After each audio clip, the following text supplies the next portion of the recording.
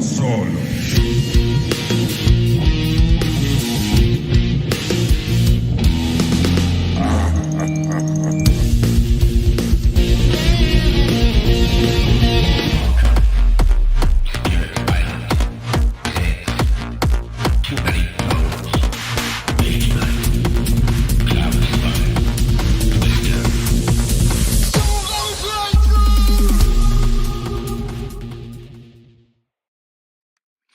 Well, that was fun and stressful. So something new every time. I am very glad this happened today and not yesterday, or yesterday, tomorrow, one of those two, when I'm supposed to be meeting up with the fine folks from Nemesis Games before a playthrough of Uprising. But here we are today. Sorry for the delay. I hate delays. Oh, so frustrating. But there was an OBS update, and normally OBS updates, a bam. It's OBS is a streaming software for those of you who do not know that.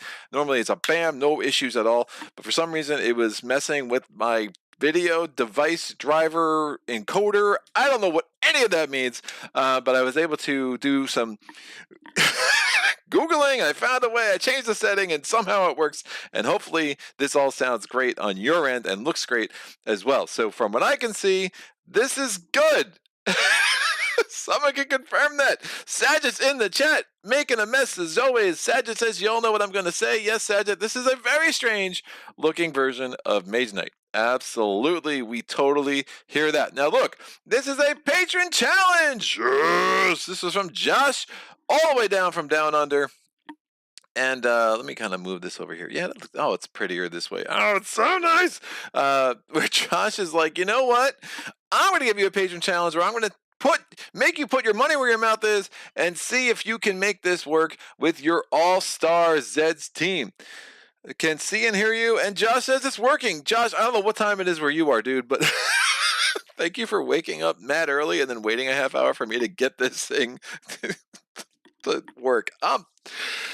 Oh man, one of these weeks I'm just going to have no tech issues and it's going to be absolutely glorious. We got Rocket Magnet in the chat as well. Can see and hear you. Thank you, sir. Hello, Lee. I hope you are doing well. So I did this yesterday and it was an absolute blast. It was my all-star team. I get to bump it up to Epic. You are not recommended to play co-op rules beyond Epic because, you know, balancing issues, whatever. Some ways Epic makes it easier because you have so many more events to go along to kind of, dilute the number of brains events or other special events that are in the deck. But again, that's that many more waves, that's that many more pressure events, there's so much more going on. This will be a longer game of Zeds for sure, unless I die early, and then I'll be super, super short.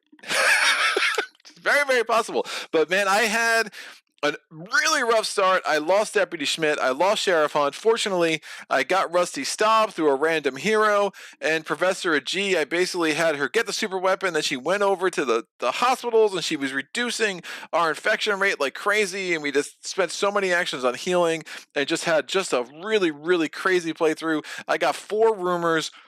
One of the rumors gave the Farmingdale Furies basically a second tough roll, so they were like invulnerable. I actually rolled really well for once, so you know that's not going to happen on camera. But it happened off camera. Greg rolled well, people. Newsflash. But yeah, what a very cool game, and ended up winning that. Definitely had a couple of rolls that had I rolled really poorly, I would have lost. It was like 2 or 3 of those, and you know, if I just needed to roll higher than a 3 or some garbage like that, and I was able to kind of pull off a really, really fun video, really fun playthrough. So hopefully I can create a really fun video, and you can kind of see some of the craziness. The All-Star team is all-starry. I mean, you get that super weapon out early with the G, and it just really helps. And then she has that flexibility of going to the hospital beds, helping your infection rate.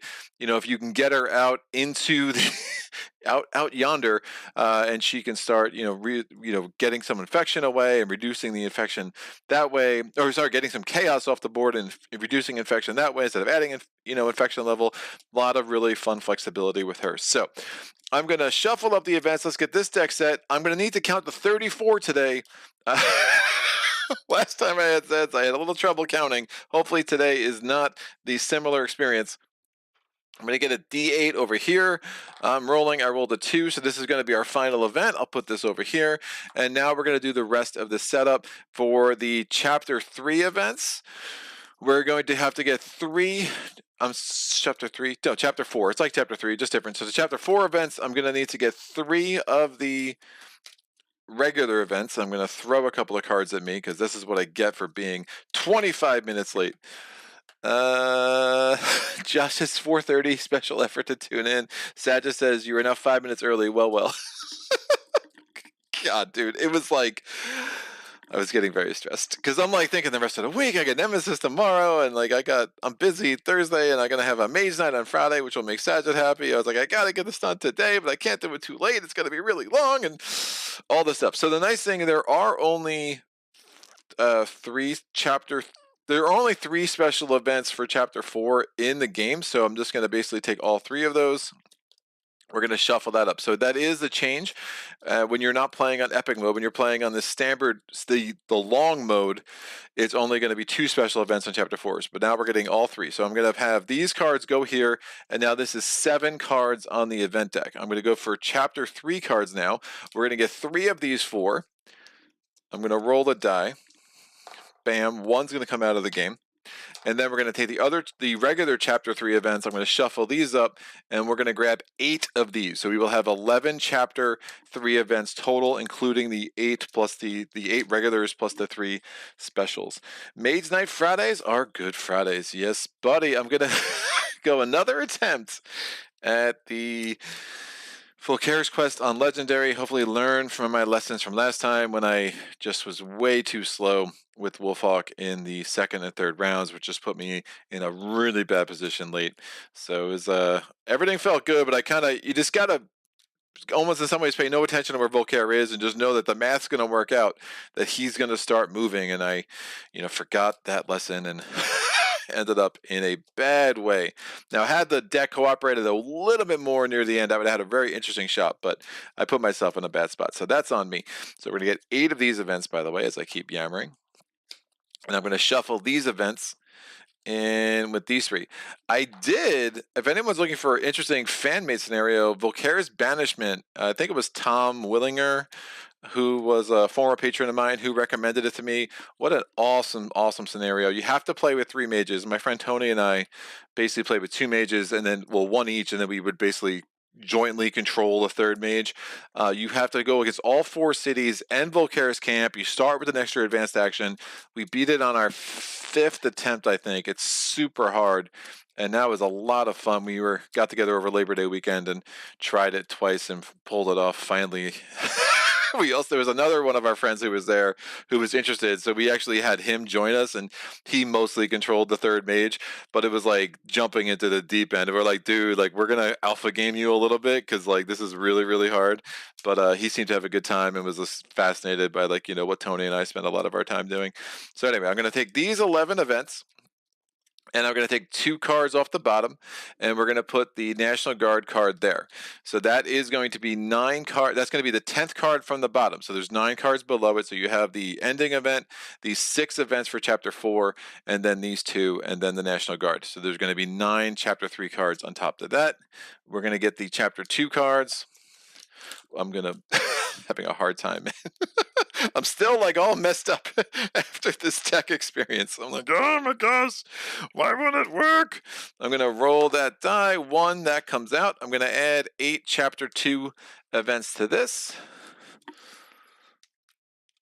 Jonathan Kokoski, yet to beat a apocalypse level, but really enjoying learning this game. Co-op adds an action and many more Zeds. So co-op adds an action and then pressure events. And the pressure events will add Zeds, and they will add movement to the strongest Zeds or Zed mobs. Thomas Willinger said, hey all, let's change to Mage Night. Speak of the devil. I won't destroy your Zeds game with a bunch of Mage Night discussion. Plenty of time for that on Friday, I guess. And Thomas says, oh, you tried it? Great. I beat it around 50% of my games. Yeah, I think the first 3 games, we were just still learning like how to best set up the map to pull it off, because you really have to put that camp in a place where you can access it from 3 points and give yourself the maximum chance. And, again, coming across that wall, you're adding that freaking you're fortifying that ridiculous legion. I mean, it's a crazy challenge, man. We love it. We finally were able to get the timing right and how to kill the cities and when to split up, when to do cooperative city assaults, and we had a really fun time with it. It was very, very cool. I know Saget has another kind of epic where you're doing 4 cities and the Volcarius camp. I think it's like more rounds though. Some crazy, crazy scenario that Tony and I want to look into. That was flipped upside down. Oh no, man! I'll just keep shuffling one more time. All right, now this is getting ridiculous. I'm gonna shuffle. I'm gonna put holes in my sleeves. I'm like in a very shuffly mood, I guess. We're gonna take these 8 and these 3. That's what I get. I get talking. I get, yammering away. I forget what I'm doing. 5, 11 there. So again, these are the 11 Chapter 2 events. That includes the 3 special events. These are going to go on top. And then we're going to take 4 Chapter 1 events, which I really like. Of course, I did get the Hellraiser herself. Fortunately, her saving roll failed, and I was able to kill her pretty quickly with Deputy Schmidt. But woof, I really despise these the vermin and the Hellraiser. Very, very annoying. So we're getting 4 of these. And now we're going to have 34 if I did it right. 1, 3, 4, 5, 6, 7, 8, 9, 10. 1, 2, 3, 4, 5, 6, 7, 8, 9, 10. 1, 2, 3, 4, 5, 6, 7, 8, 9, 10. 1, 2, 3, 4. Excellent. We're not going to count 3 times with Greg this time, kids. And then Tom says, always here for a trip to Farmingdale. Heck yeah. I love this game so much. I love it so much as someone who rolls like garbage. And still have a blast with it. So again, we're going with the rumors and rails. Really like the wrinkles they add, and I think because I said this before, and Tony and I were talking about this. Tony has become a big Zeds head as well. I have a bad influence on my friends, I guess. So Tony's wife isn't always thrilled with my influence on her husband, but yeah, we and I had not to play into that trope, and yes, there are a lot of female solo gamers whose husbands aren't happy, I'm sure, but just kind of that's just the reality of my life. But yeah, we were talking about how like the I think the best thing about Rumors and Rails and how it makes you care about the refugees, because getting them home is so important, and you're getting those rumors out, and it just makes so many more games. Just I think your win percentage is going to go up for Rumors and Rails, which for a game with a low winning percentage like this, I think is really good for the game, and it just gives you so many more stories that kind of emerge through the various gameplays, which is very, very cool. All right, so I have the late research cards. I have too many research. All right, these are the 5 late research cards that have the exclamation point. I'm going to shuffle up the 7 late research cards that do not, and since they're so unique, I will roll a die to get the 2 out of here. So we're going to have 1, and then I'll roll a d6, and that's a 4. So that's the second card there. Put the research cards this way. Now I'm going to take these 7 cards, and this will form the bottom of our research deck. Remember, 4 of the exclamation mark cards have to do with super weapon components. Since we have a G in play, assuming she is not dead, we'll be able to get 4 components if we want. We'll probably just end with 3. There are 3 I really like, and then there's a 4th, and the other 2, I'm like, Look, the one where you can throw the bomb, the gas grenade, is awesome, but then it's adding chaos, and that's probably a bad idea, so I don't like to mess with that one too much at these levels. So we're going to put the late research cards on the bottom. We're going to take the early research cards, and since we're playing epic co-op, we're going to add 6 early research cards, which is a lot of early research cards, but super fun to it means we won't have the super weapon for a while, which is kind of nice. But Ultimate Conquest, 12 rounds, all tiles, beat 4 cities, Volcare, Hidden Valley, and Necropolis. Oh yeah, that's right. You added all the Tesla stuff too. Took me a good 18 hours, which is the most Maze Night I played in one session until like 10 days ago. Until 10 days ago. What the heck did you do 10 days ago? Granted, this is a pre-solo playthroughs and more speedy play. Yeah, no doubt. No doubt. It's crazy how quickly you can really start to play Maze Night the more you know it. And I think that's true in a lot of games, but I think still Maze Knight is especially one of those games that your time of play you will see dramatically decrease as you get used to it. I do want to make sure that is 6. 6 sounds right to me in my head. Epic Co-op. Yes, 6 early research cards. I'm getting, someone's blowing my phone up. So just in case, I want to make sure the world. All right, very cool. It is something I can deal with later. I'm going to pause this real quick.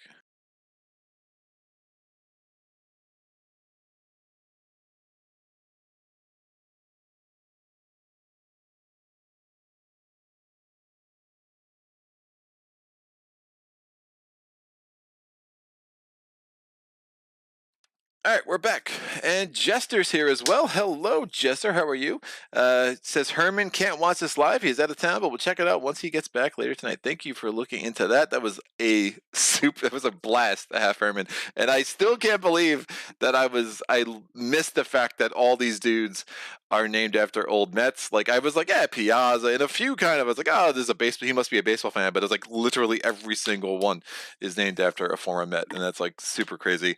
Herman says, Thomas Willinger says, where can I find this ultimate conquest scenario?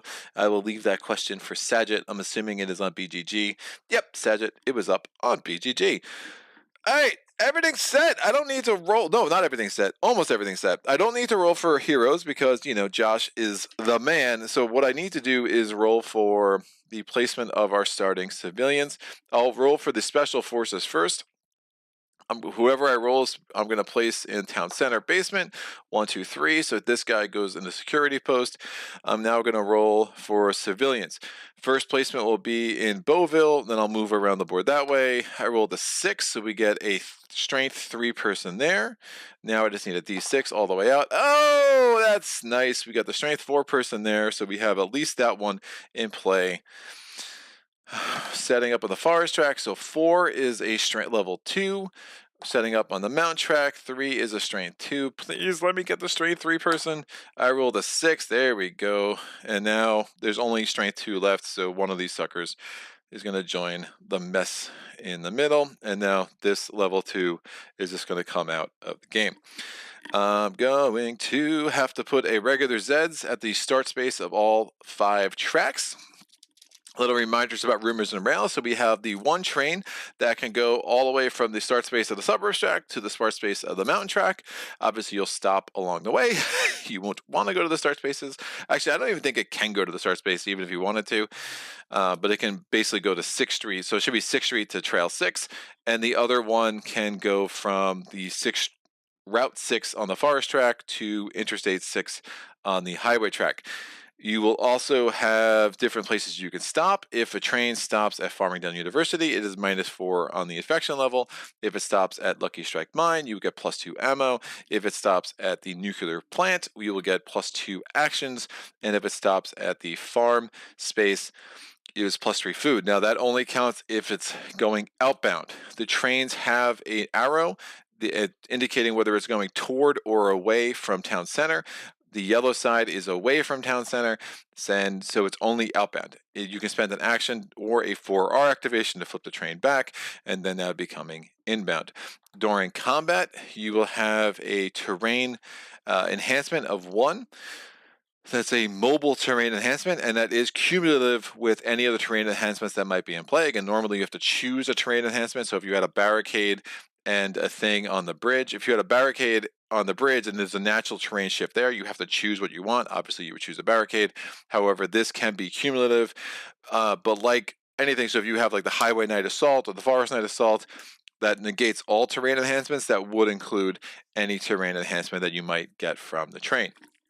How do the rumors work? Again, just as a reminder for people that might not be familiar with the Rumors and Rails expansion, once we get a refugee back into town center, we'll get the normal +1 infection as normal, and then we'll normal as normal, because that's not redundant, Greg. The normal +1 infection, the refugee unit will go to the refugee camp, then we'll draw a fate card. The fate card will determine where we put the rumor. The rumor will go on the spot on that trail that has the strongest Zeds or strongest Zeds mob. If there's already a rumor that hasn't been claimed on that path, then the basically rumor is just ignored, and you don't get any benefit. And there's another location. If there are no Zed units on that track, it's also ignored. That way, playing with the pressure events, it's very likely we will have a Zeds on every track for sure. Thomas Willingler says, thanks, need to look it up. Jester says, I have to run for a few, but I'll be back. Awesome. And Zadja says, I will have to battle as well. Good luck. Thank you. I'm gonna need it because, Zeds and me rolling dice, awesome. I need to get my starting resources, so this would be the final thing for real this time, I think.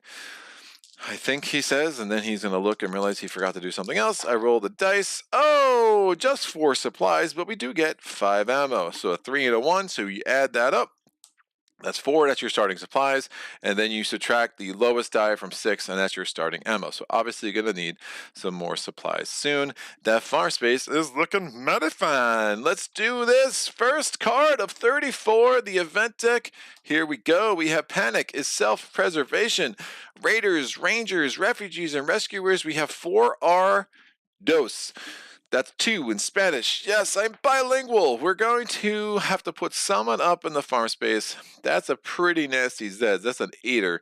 So I'm going to move someone up there. What do I want to do? I'm going to move my friend, the Deputy Schmidt. Again, my starting heroes these were the top 4 Farmingdale heroes in my top 10 Farmingdale heroes video, and I obviously did all of them, and I also did the 9 civilians.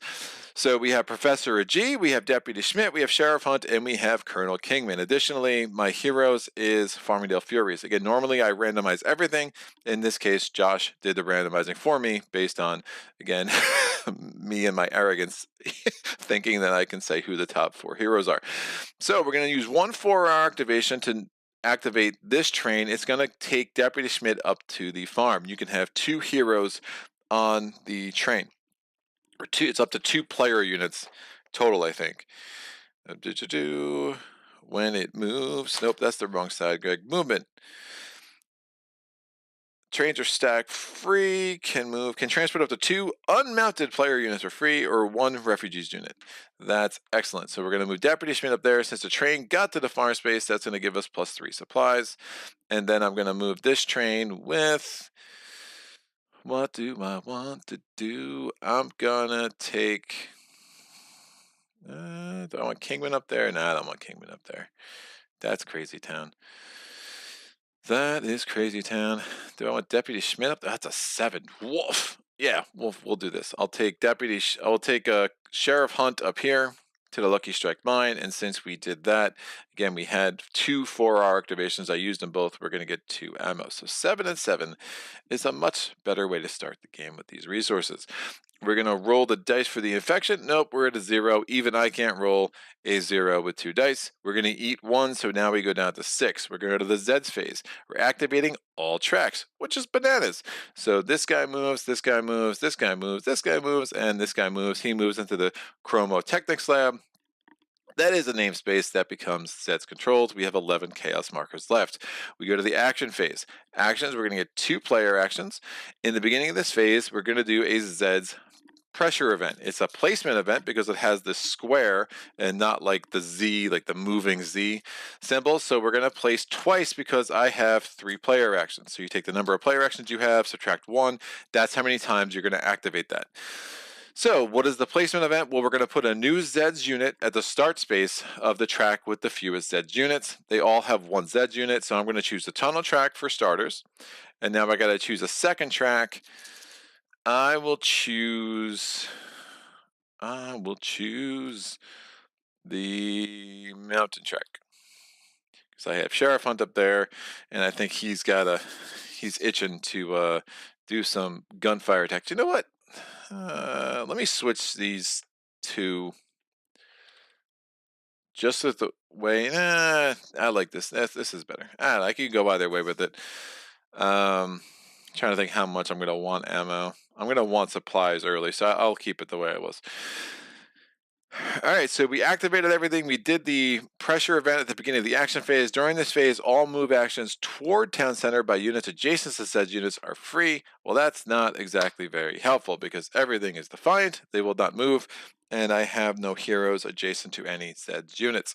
So how do I want to spend my 5 actions? Well, first and foremost, we're going to spend 1 player action to get a G into the laboratory. We're going to spend another player action. She's researching. That's why she's here. So I need a 3, 4, 5, or 6. But remember, a G has +1 on her research rolls. Boom. She rolls a 2. 2 plus 1 is 3. That's why a G is the best. Early research. While this is the current research card, all Zeds outbreaks automatically reset the infection level to 2.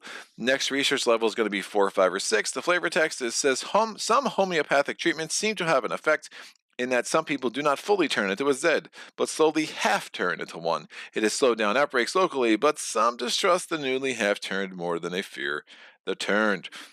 Excellent. I mean, somebody was half a zombie, I think I wouldn't really like that very much. We're going to do this we're going to do initiative for Deputy Schmidt. He has an action he can spend only on himself. We're going to do some, what's that word? Scavenging in the farm space. He rolls a 5. That's going to give us another resource. Don't mind that. We're going to do a leadership action. Sheriff Hunt's going to give an action over to our little friends there. Remember, he can give an action to one civilians or refugees unit in a space on or next to him. So he's going to have them scavenge there. He rolls a 4. When you do a 4 on a named space, what do we have? It's going to be, we can take another supply. Don't mind that. And now I have 3 more actions. Now I could do this Mother of Invention thing, increase the infection level by 3. I don't hate it. I might. We'll see. I do want to get what's his name? Who are you? I do want to get Kingman to start being set up someplace. So one of my things with Kingman is I used to have Kingman all the way out here and do that a lot. The problem is once he got injured, it was really hard to get him back to get healed. Unless you have General Lee in the game, and General Lee is awesome. It's an awesome combination. So I don't want to move Kingman more than 3 away, so he can move 1, 2, 3, 4. He can get back to the hospital, heal himself, and they get back to action. The question is, where do I want to have him posted? I think it will make some sense to post Kingman in the highway track space. So we're going to spend a player action. Kingman's going to move 3 of his 4. He's going to set up camp right there. And then we're going to do the following. We're going to do this action. We're going to use 3 of our resources. So we go down to 5. We're going to place the strong point. Now the strong point is just like a normal barricade, except it will never be destroyed. It will never be destroyed by leapers. It will never be destroyed by a Zed unit going past it. It will just stay there for good. And I have 1 more action. Where do I want to move the Furies? I don't want to scavenge again. All right, do I want to? I could scavenge again with Schmidt, but Schmidt's going to have this initiative like crazy, so I think we're fine. But I do want to start getting some barricades set up. Furies. I mean, having a 4 or 3 in the Furies on the suburbs track could be very nice. Very, very nice. So, sure, let's do that. We're going to use this last action. We're going to get the Furies out to here. The Furies have a movement of 4. Tom's willing. Good luck. I will watch from time to time since I am on night shift. All right. Very cool. That's good to hear. Let's go to the end of the round. We're going to reset the leadership action. We're going to reset the initiative action. We're going to reset all 3 of my player actions. And now we're going to go to the second event from Chapter 1. There are 4 total. Again, we're playing on Epic mode. Booyah! Local Zeds outbreak. Raiders, Rangers, Refugees, Rescuers. Well, I'm going to use one of those 4-hour activations because I don't have any Refugees units, so I'm going to use it on this train, and let's just start heading him back toward that way because this is going to be a problem. Right about now. We're going to have to roll for infection. The infection level is at a 0, so even I can't roll a 0. And then we're going to eat 1, down to 4 supplies. So I started with 4. I got 3. I was up to 9, and now I'm already back to what did I spend? 1, 2, 3. Well, yeah, I already spent 5, so we're back to 4. So Zeds, at the beginning of this phase, we do a Zeds pressure event. Alrighty then. I'm going to put another Zeds unit. Again, there are 2 Zeds units here. There are 2 there. So I have to choose 2 other tracks that only have 1 unit. I'm going to put a unit in the forest track. That's a 6er. Hopefully Deputy Schmidt can take care of some stuff up there. And then I'm going to put 1. I got a Hunt. I got a Kingman over here. I got a lot of craziness happening in here. What's activating? The suburbs track, the tunnel track, and the mountain track. I'll put this in the highway track for now. I don't really want some Zeds mobs. Zeds mobs are going to be a problem if I'm really basically trying to win this, control this with a bunch of hand-to-hand combat, right? So I did the pressure event. Now, during this phase, for each regular civilian unit eliminated or sent to the hospital after its saving roll, place a new Zeds unit on the space where it was eliminated and apply the stacking limit. If necessary, the new Zeds unit may not move this turn. That is not going to be a thing. I'd have to roll really bad to lose a unit, although that could be a thing up there. So let's let's hope that I don't roll. Wait, that's going to be a Zeds times 2. As long as I roll a 5 or higher, we won't have to deal with that. So now that I said that, of course, I'm going to roll a 3. So this guy moves in. We have an affection level increase for doing hand-to-hand combat. Now, what's the math here? I have a level 4 regular civilians against a 3, so that's human advantage. There is a terrain shift, so it is human times 2. Booyah! I rolled a 2. I rolled a 2. That's amazing. This is so fun. God, that's how I do, people. So that's gonna get a damage, 3 damage on my level 4 civilians. They're gonna flip, get a damage. The refugees are like, uh-oh, where are the civilians? I guess we're not to find anymore. So they're gonna move, they're fleeing now, and now we have a chaos marker that's gonna go all the way over here. That was just an incredible way to start the game. I literally only lose that on a 2. But having a chaos marker here isn't the worst, because if I had to have an outbreak without any chaos markers on suburbs, that means you have someone go right in Beauville, but now I have a chaos marker and they're going to go to the chaos marker closer. So in some ways that's not awful, but I do want to get my level 4 civilians healed up because yeah, yikes. I rolled a 2. Because of course I did. First roll of the game. This is how I start. We're gonna hopefully I got that out of my system, at least for a little bit, because I don't want that to trigger. I definitely do not want to keep adding Zeds. I've already added 4 in the last 2 event cards. So we're gonna activate the mountain track. This goes in, this goes up. It is this defiant marker comes away.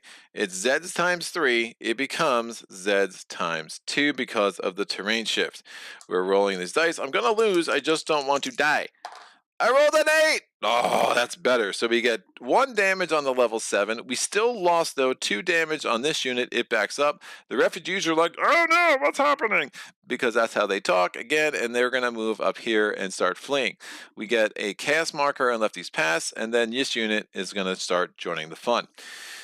Excellent. Now what? We're going to activate the tunnel track. This guy's going to move forward. This guy moves forward. And now we go to the action phase. We get 2 events. Check in the chat. I think I'm half a zombie right now. Is this where I comment on how well you're rolling? Yep. I'd have to roll really badly for this to be an issue. Immediately rolls a 2. Yep. That's how I do. All right, 2 event actions. What are we doing? So I have 5 actions total. I'm going to use this leadership action to move, to send this guy. Do I care about him? Do I care about him? I'm going to give this leadership action to this unit there, and I'm going to scavenge for some ammo while we have another civilian unit in the mine. I rolled a 1. Awesome. That's a great roll. That was a really good use of my actions.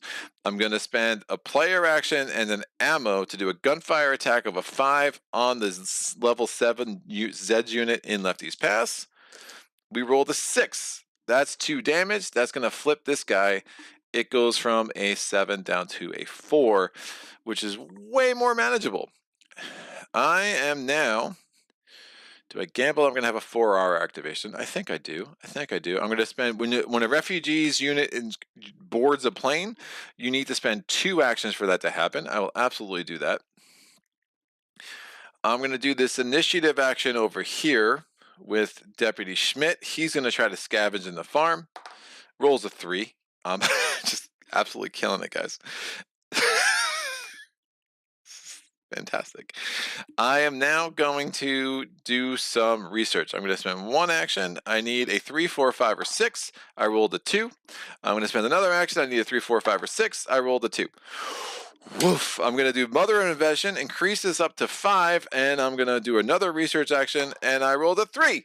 Excellent. Don't show off, dude. We're going to get this. Turn down the loud radio. Immediately retreat the Zeds unit. Immediately retreat the Zeds units in any one space. Perhaps the Zeds have more brains than we thought. Apparently, greatly amplified punk metal music shook their bodies so much they retreated away from a nearby fundraising concert. Scientists are now curiously looking into sound weapons. So that took us 3 actions. That was not ideal, including adding 3 to the infection level. But I was pot committed. Remember, you can only advance the research deck once a round. We have 6 early research cards, so I really wanted to make sure I did at least one this round. But I can immediately retreat a unit. Where do I want to retreat a unit? What is scurry? These refugees are vulnerable for sure. Nothing else bothers me too much. I'm going to retreat those guys. Yeah. I think Hunt will be okay up there. He'll have... The train will provide an extra shift. Yeah, I think I can do some things there. So that made sense. Again, we got the benefit of moving someone back because of the early research card that we just found. So, end of the round. I'm not restoring any order. There are only 2 chaos markers on the board. 3. It's like 2. It's just one more. So we have 9 left on our supply. And this event goes away, and we go to the 3rd Chapter 1 event. Booyah. Let's move, people. Raiders, Rangers, Refugees, Rescuers. We have 4R of a 2. So I'm going to flip this dude, and I will... They are activating over there. 5, 6. I'm already at ×2. That's fine. I'm going to move this guy in here. Booyah. Now the train has to stop at town center, and at that center it immediately flips to outbound, so you don't have to spend another activation to move it. We get our refugees unit back at home. That increases the infection. That goes here. We get our first fate draw. Please don't be the rodents. All right. Woo, yeah, they fell for it this time. That's a great card. Hold for later. Play during the Zeds phase to cancel any one Zeds units or Zeds mob's entire activation before it moves. It recovers 1 hit if it was damaged. Then roll the die. If it's a 4, 5, or 6, we keep the card to use it again later. 1, 2, or 3, we discard. But what does that mean? We have to put a rumor in the forest track. It's going to go to the... It cannot go in a start space, so it's actually going to go all the way out here. And that rumor can be one of 3 types. It could be place chit, so it would actually create a location there. A save chit, which is basically give a benefit that we can turn into use for later. Or an attached chit, the unit that gets that chit will basically have some kind of enhancement. And that can be very, very strong. So again, there are only 4, 8, 16 different rumors tokens. And that one is going to live right there. So cool. So again, I spent...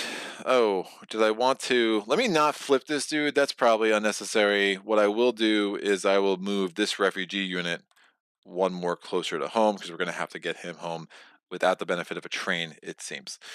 All right. That's done. So we go to the infection level. The infection phase, no. It just stays there at 6. Eat. I have to roll. I need to roll higher than a 1 now. I rolled a 2. I'm going to burn that die. Let's use these dice, because I think I rolled 4 2s out of 5 rolls with that one. So that's fun. We're now going to activate 2 tracks. We're activating the forest track, boom, and now we're activating the mountain track, boom. This goes up. I'm going to have I have a 5 to a 4, so it's human advantage, and then it's going to be ×2 because of the terrain shift on the mine. So I do get a reroll because of my martial arts training. I rolled an 11. Who needs a reroll? So human ×2 at an 11, that's 3 damage. We have killed that Zeds.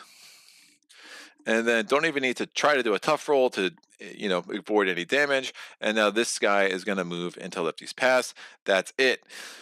We're going to go to the action phase. We get 4 actions. At the beginning of this phase, we do a Zeds pressure event. Well, how's that going to work? We're going to find the 2 strongest Zeds units on the board, and we're going to move them separately. If there's a tie, you do the one that's closest to town center. So the 8's going to move first. Boom, up. this comes off.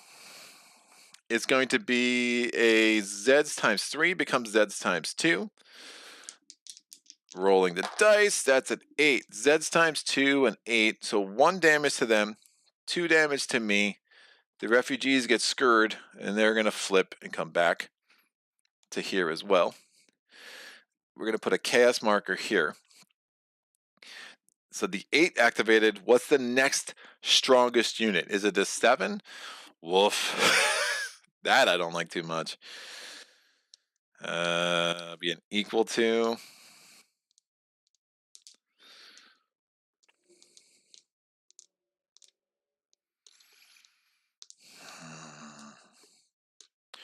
Debating whether I sacrifice the civilians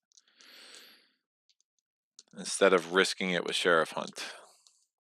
There'd be an equal to, which I don't love. I do have a tough roll, and I do have a reroll. So if I roll higher than a 7, it's fine. But woof. Woofity woof. Yeah, I was hoping to do some, use a leadership to get some scavenging done there. I definitely don't want to use, this card's too strong to be using this on this. So we'll do this Zeds pressure event. That goes up. I'm going to defend with the civilians and use them as a meat shield. This goes up to 9 now, which is pretty not ideal. Having it, again, it should be at a 6, but I had to use Mother of Invention because I rolled really bad last turn. Oh, this should ready again. And here we go. So it's a Zeds times 3 becomes a Zeds times 2 because I'm defending with the civilians. I rolled a 7. That's 0 damage, 3 damage. Hunt's going to back up. Chaos marker here. And this dude, do I even want a saving roll with this? Not really. We'll just put that in the cemetery. It was a mere 2. It's not worth the infection to put that in the hospital. I'm not really set up to heal it right now anyway. And now we see the following. So we have our 4 event actions. During this phase, all move actions that begin in town center are free. Sounds good to me. So I'm going to do this as a free move action. That also means I can move the train. And I like that. So I'm going to move the train over here because it was in town center. It is a player unit, and we're going to move it there for free. Once it gets to the university, we lose 4 to our infection. So that's down to a 5, which is helpful. I think I'm going to try to get this research done first. So I'm doing a player action. I need a 4, 5, or a 6. That's a 4. Don't show off a G. Do the bare minimum every time. That's 3 times in a row for her. Research stalled. No special event occurs. No matter how many things might be going right, sometimes research hits a brick wall. It will take a little something extra to get over, under, or around these problems, and sacrifices must be made. Perhaps a promising breakthrough just ahead. Next research is going to cost a supply, so me not having a lot of supplies is going to be a problem, and we need to roll a 4, 5, or a 6. You spend the supply whether you successfully research or not, so I don't love all of that. So we did that on our first try. Hunt is going to try to reduce that guy down to size. So we're doing a player action and then ammo. He's attacking with a gunfire attack of a 3. I rolled a 2. Woof. Player action, ammo, gunfire attack of a 5, and I rolled a 2, so that was garbage. I rolled a 7 this time, so that's 2 damage. So frustrating. This and this. Ammo's down to 3. Gunfire attack of a 5. I rolled a 7, 2 damage. We flip this dude. It's a 5, and that's now a 1. Or it's 1 health, so we've got 2 health left.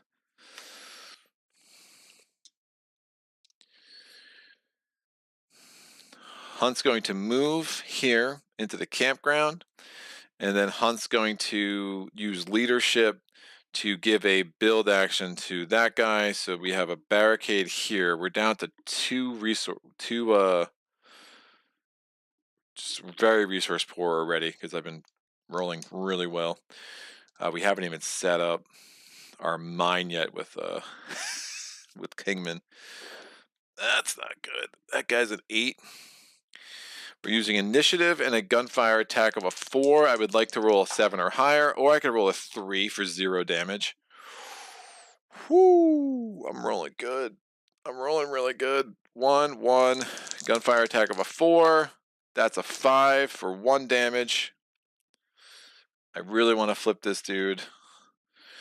So this, my last ammo, gunfire attack of a 4. That's a 9. Hey, I can roll something that's, better than a 4. That guy flips, and that's a much better situation for him. But now I have no ammo. Wow. This is not going well. Do I want to move anyone else? I don't think so. I'm going to need to get ammo back for sure, so. Got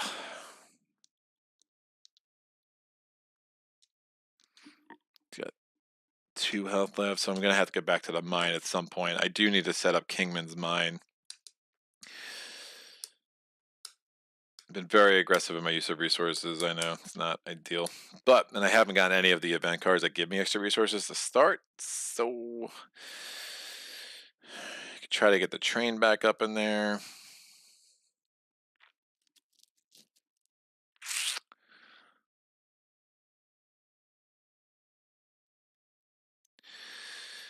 Yeah, we'll have to figure that out. So this is done. Everything's in a flip. And the final chapter 1 event card. Stocked barn discovered. Raiders, rangers, refugees, rescuers will move. This will flip this guy as a 4-hour activation. We can get this refugee home, which will be great. Blah, blah, blah. We are going to roll for infection. I need to roll higher than a 5. I rolled an 8. We're going to eat. I need to roll higher than a 1. I rolled a 1. Woof. -1 supply. Zeds are activating on the mountain track. This goes here. They're activating on the forest track. This comes in. This comes up. So right now it is a 4 to a 4, but we get 1 shift because of the terrain, 1 shift because of the train, and 1 shift because Deputy Schmidt is awesome and he is an Eagle Scout. So that's going to be human times 3. I rolled an 8, which is beautiful. That's 3 damage, and that just kills this dude. And now this guy comes up. So we've activated all the tracks. We're going to do 3 player actions. At the end of this phase, if a player unit is in the farm space, increase your supplies by a die roll. That is super nice. I'm going to put the goodies marker right on top of that as a reminder at the end of the round. Josh B, looks like you need to draw some inspiration from Mason Knight's Mind's Liberation. Free that mind. Yeah, dude. Looks like I'm going to need to do a lot of things that are not great. So, what do I want to do? I mean, that's a good question. I'm going to use this leadership dude to get this thing here. I'm going to use this. I'm going to use 2 of my player actions to have this refugees unit board that train. I'm going to use this initiative action to do a scavenging. I rolled a 3. Woof. I'm in the farm, man. Just roll something higher than a 3, please, for once. I'm going to try to get lucky with a G, do a player action, spend the supply. I need a 4, 5, or a 6. I rolled a 3. Oh! I'm getting a little frustrated. Just a little. I'm going to scavenge with Schmidt. It's a 4. I get 1 supply. I'm going to spend an action on the supply. I need a 4, 5, or a 6 with a G. I rolled a 3. Wow.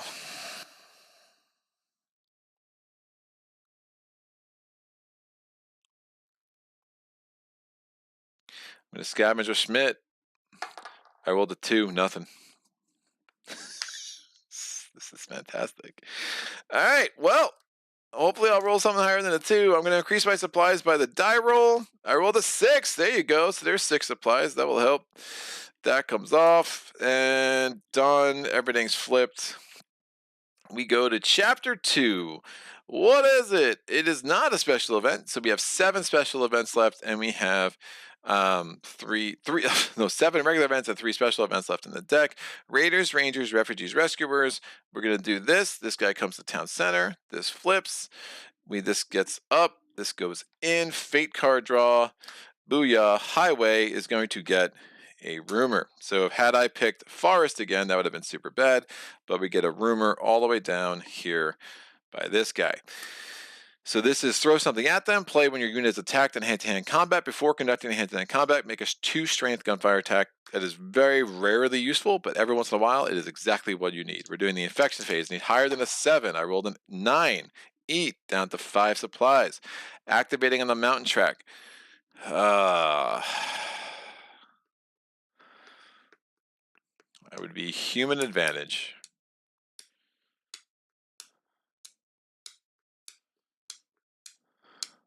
Yeah, I think I try to kill this dude. All right, this guy comes in. This goes up. It's 5 to 5, but it's human advantage, and I have a reroll. I want to do at least 2 damage. That's a 9. That will do. So that's 3 damage. This guy's dead. And now I were to take 1 damage. I have a tough roll. I rolled a 6. We cancel that damage. So that's nice. Highway track. This goes up. This goes up. It's a 5 to a 3. Defiant marker comes away. 5 to a 3 is Zed's advantage. The terrain shift makes it an equal to. What are we gonna do? I rolled an 8. That's nice. 2. Oh, I mean, I wouldn't mind. It wouldn't have been awful to lose that. But so 2 damage. I rolled an 8. It was equal to, right? So 2 damage, 1 damage. This guy backs up. Now this guy comes up. So now we have a Zed's mob issue to deal with. And no ammo to just dink that dude. This is that might be a situation where throw something at them could come in handy, but you need to roll an 8, at least an 8, to do any damage. I mean, you're throwing a Molotov cocktail is not the strongest thing in the world to do. And now we go to the tunnel track activates this and this. So we have a rumor down here that's going to be hard to get with my current setup. So this might be something I try to get the Furies over there to represent. Ideally, I get an extra hero at some point that could start on the highway track phase, and this might be a situation for like Bouncing Betty to try to come in and really clean these guys out and get that rumor marker. All right, action phase. We get 3 actions. At the beginning of this phase, we do a Zed's pressure event. So we're doing placement. We have no Zeds on the mountain track, so we have to put 1 dude there. That's an 8er. Of course it is. So just picking the strong ones right back. And now we have to find another. This has 1. They have 2. 2. Again, it's a Zed's mob, but it's still 2. I think the suburbs track makes more sense than the forest track at this moment, especially since I have no ammo, and that's a 5er. All right. During this phase, you may inflict 1 hit on a hero in the laboratory and roll. If I roll a 2, 3, 4, or 5, or 6, I turn over the next research card in the research deck, the next card on the research deck for free. I may do this as often as I like. I don't hate it. All right, player action. Supply. I need a 4, 5, or a 6. Hey, we got it. Boom. Well, look at that. We lose 2 on our infection. And what does it say? Animal testing results in Zed's monoclonal antibodies being isolated. Although the 9 science heroes of Farmingdale just blinked and looked at each other when informed of this, the science hero who made this discovery patently explained, that's a good thing. We're a step closer. We need a 5 or a 6 to advance. I'm actually going to inflict a hit on a G because, what else are you good for? I need a 2, 3, 4, 5, or 6. I rolled a 2. Don't show off. We can flip this over. Again, normally it's 1 research a turn. This says I can do this as many times as I like. Obviously, doing it more than once would kill a G. While Rumors of Hope, while this is your current research card, add +1 to all your saving rolls. The desperate denizens departing the doomed domiciles danced delightedly when doctors distributed deviant dispatches drenched in deceit of desirous deeds done as dubious doubters demurred. This done deal was donned deliberately to deceive dumb domestics dramatically, dying daily. Say that 10 times fast. Or don't. We have 1 more early research card, and then we'll be into super weapon land. And that makes me happy. All right, so that was... And that wasn't even an action. So that was a good start to this round. I'm going to do leadership. Oh, woof. So bad. I'm going to do leadership, send this guy up there. And that's just a more efficient way to clean that out. Yeah, I'm not sure what I want to do with Hunt right this second.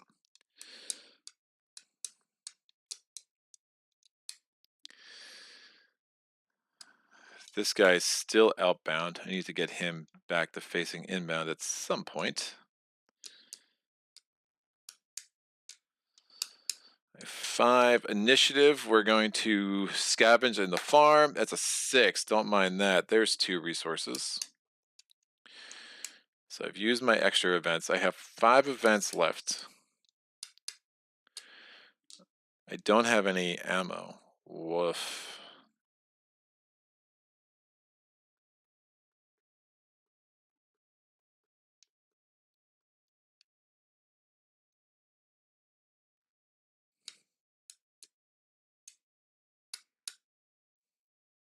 I think all units that are not refugees can just travel.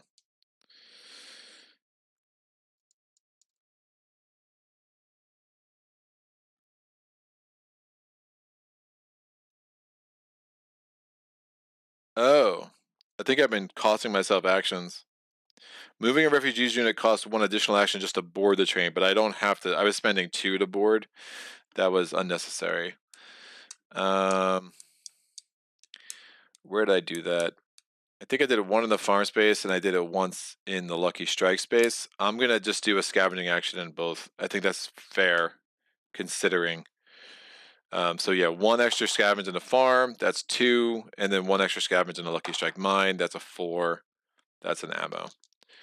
So if that makes sense, I was spending 2 just to board. It's 1 to board, 1 to move. So I cost myself 2 actions, and every action matters. So I'm just going to do scavenging actions. It's definitely something I would have wanted to do anyway, especially when I started getting really sketch on resources. So hope no one thinks that was too much revisionist history.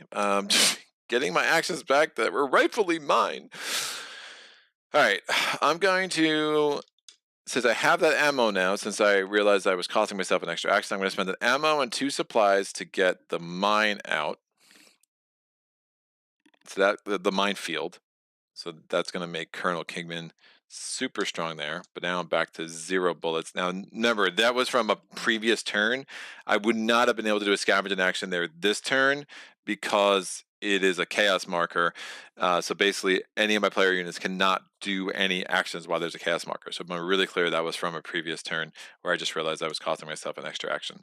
And I didn't, those weren't 4-hour. I never spent a 4R activation to board a train. I always spent 2 player actions to board the train, and then moved in with a 4R action the next event. We've had at least 1 4R activation each turn, which has been really nice to move these trains around. I do think I want to get this train in a better position, so I'm going to spend an action to flip that train.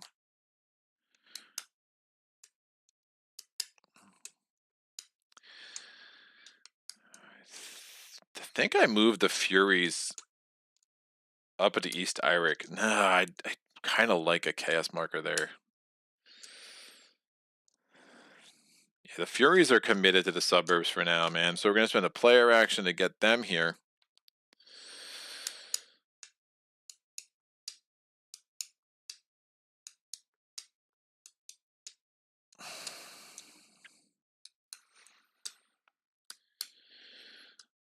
I'm going to spend a player action.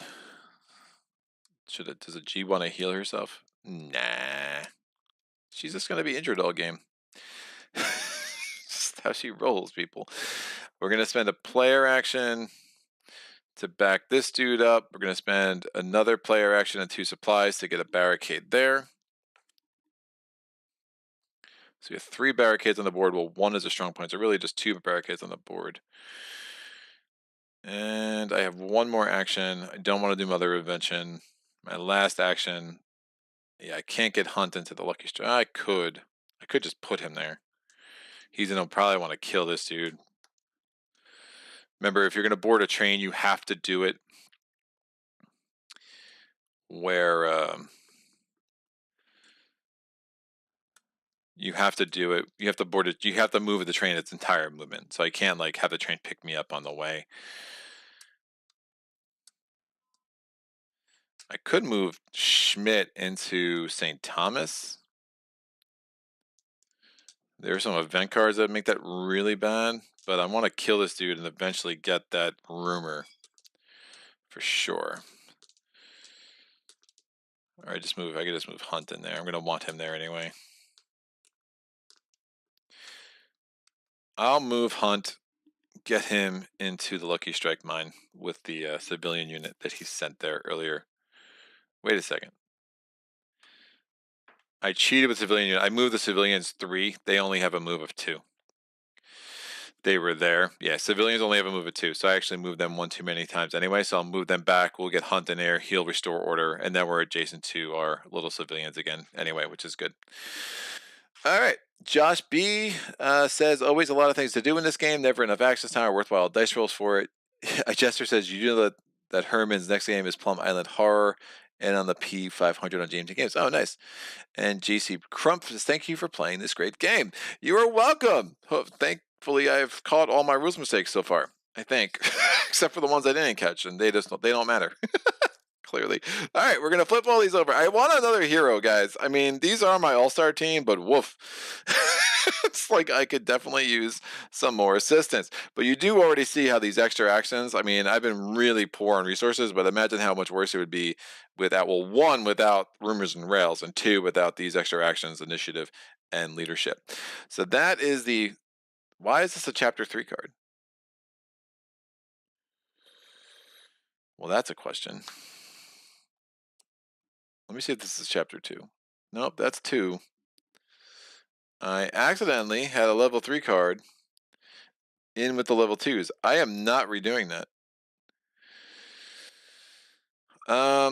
Yeah, we'll consider that the randomness of somehow it just got mixed up in the wrong pile.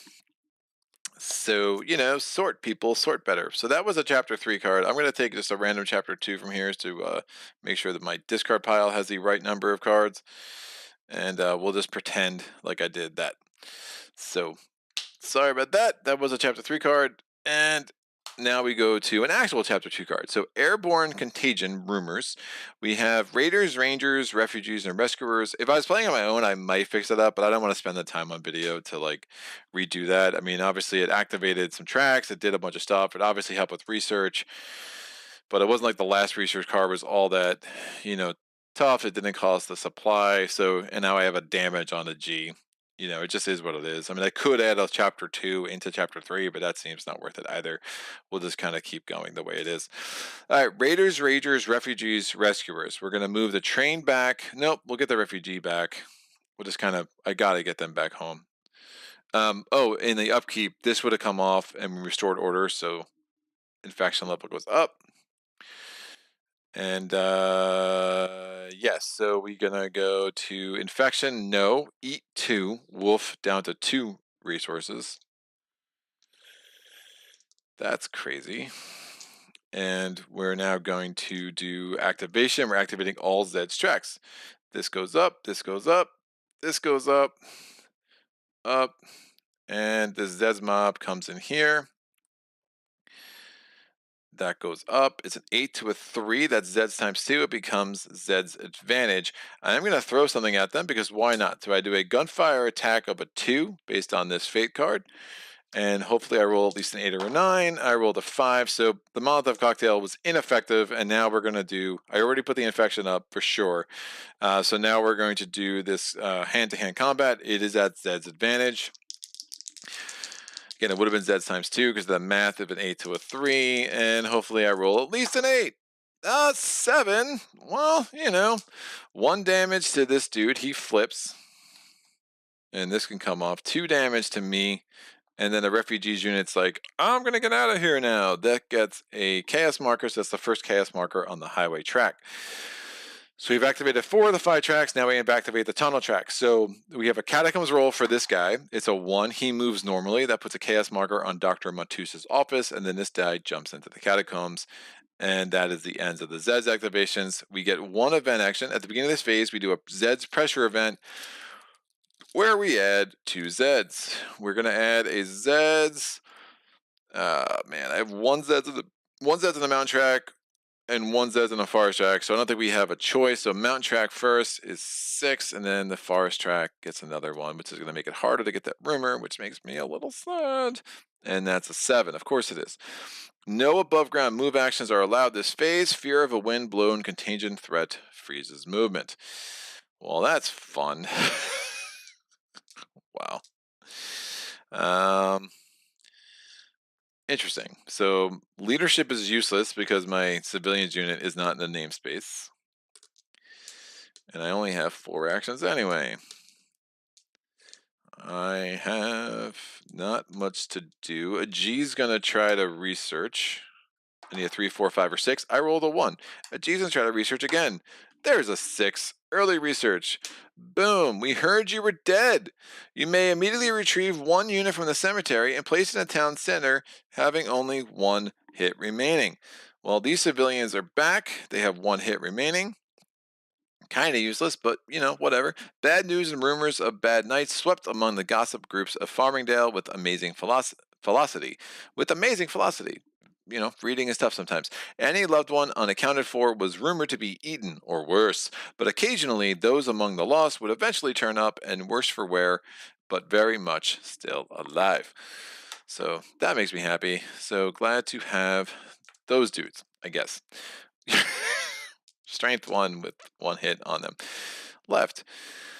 No above ground move. I mean, this is not great. We're going to do a player action here. We're going to scavenge in the Lucky Strike mine. I rolled a 5, so that's an ammo.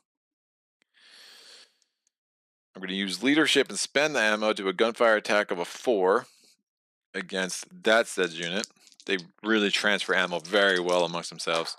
I rolled a 4, so that's 0 hits. Woof, man, I'm rolling real bad.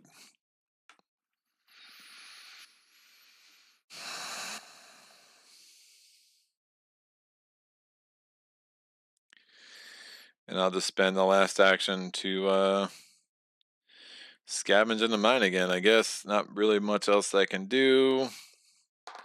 It's a 4, that's an ammo. I mean, I could Mother of Invention. That doesn't make much sense. So that is done. We go to the next event. What is it? Booyah! Ranger Scout. The team deploys. Excellent. Raiders, Rangers, Refugees, Rescuers. Again, we're moving these guys. Oh, that's activating. That's not good. We're going to move these guys onto the nuclear power plant, try to get them home safely. We're going to do an infection roll. I need higher than a 9. I rolled a 5. So since I'm at a 9, this is -5 goes down to 4. We draw a fate card. I'm putting a regular Zeds unit on the fated track. Oh, again, really good one. Play after a Zed unit attacks and wins. Change the combat result to 1 hit to the attacking Zeds and Zeds retreat. Grim Determination at last stand. And I had to put a regular Zeds on the highway track. Where's the regular Zeds going to go? Well, it's going to go in the chaos marker closest to town center. So that space stacking limit applies. So this dude just comes back here instead. Eat phase. I have to eat one of my last 2 supplies. And now the Zeds. Zeds activate on the mountain track. Boom and boom. And now they activate on the highway track. Well, I don't think this is going to end well for you, sucker. So that goes up. It's a 6 to a 2. No terrain shift. So Zeds times 3. I need a 12. That is not a 12. That is a 5. Saving rule. Yeah, why not? Maybe I'll get a G in there at some point. I do succeed. This goes up, and now this unit goes into the hospital with an EKG marker on it, like so. So that highway track is activated in full now. So rumors markers being very, very far in 6 means I need to try to find a creative way to get to them. Why? Right, that was added there after. All right, now what's up? So we go to the action phase. We get 2 event actions at the beginning of this phase. Make a fate draw. We've only had good ones. Can we keep that track? Yes, we can. Wear tunnel out of bed and into the fight during the action phase. Heal any single civilian's unit in the hospital to full health, but only -1 on the infection level. Then place it on the above ground namespace that is not on any above ground namespace that is not Zeds controlled. Campground's looking pretty good, I think, so that's nice. And now we're going to place the Rangers unit on the Fated Tracks start space. So we hit the Rangers. They get +1 shift in all hand-to-hand combat. And they can make long-range gunfire attacks at -1, just like Sheriff Hunt can. They're going to end up on the tunnel track. Ooh. They can go above ground. Yeah, so they're coming in through the tunnel, which is an interesting place for them to be. By the way, these all should have flipped. I didn't use leadership last turn because I couldn't move above ground, which was an absolute thing. So we get +4 ammo. That goes up to 5. Rangers can move 1 space per 4R phase and up to 3 spaces per move action. And I already talked about their terrain shift. So that is a nice addition to the team. Alrighty then. What do I want to do? This is looking interesting.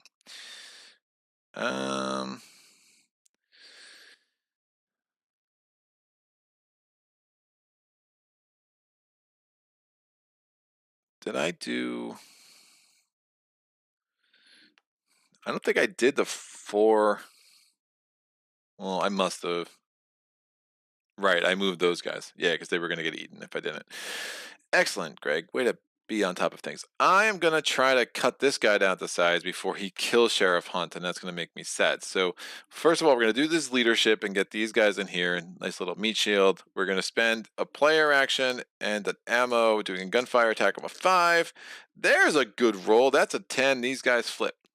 Oh, they're a 5 on the other side. Of course they are. Of course they are. Woof. I'm going to spend a player action to research. Let's try to get a super weapon. So I need a 4, 5, or a 6. I rolled a 2. Player action to research. 4, 5, or 6. There's a 6. Late research card. It's an antidote breakthrough. Oh!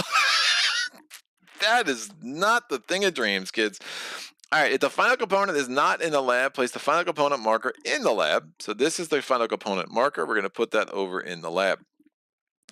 And then shuffle this card back to the research deck. Continue your research with the current research card on the research discard pile. You can still only advance once in a round, though. If the final component is in the lab, flip it over and place the antidote marker on the infection track. Then place this card in the research discard pile. If the infection marker gets here, it's -1 infection every...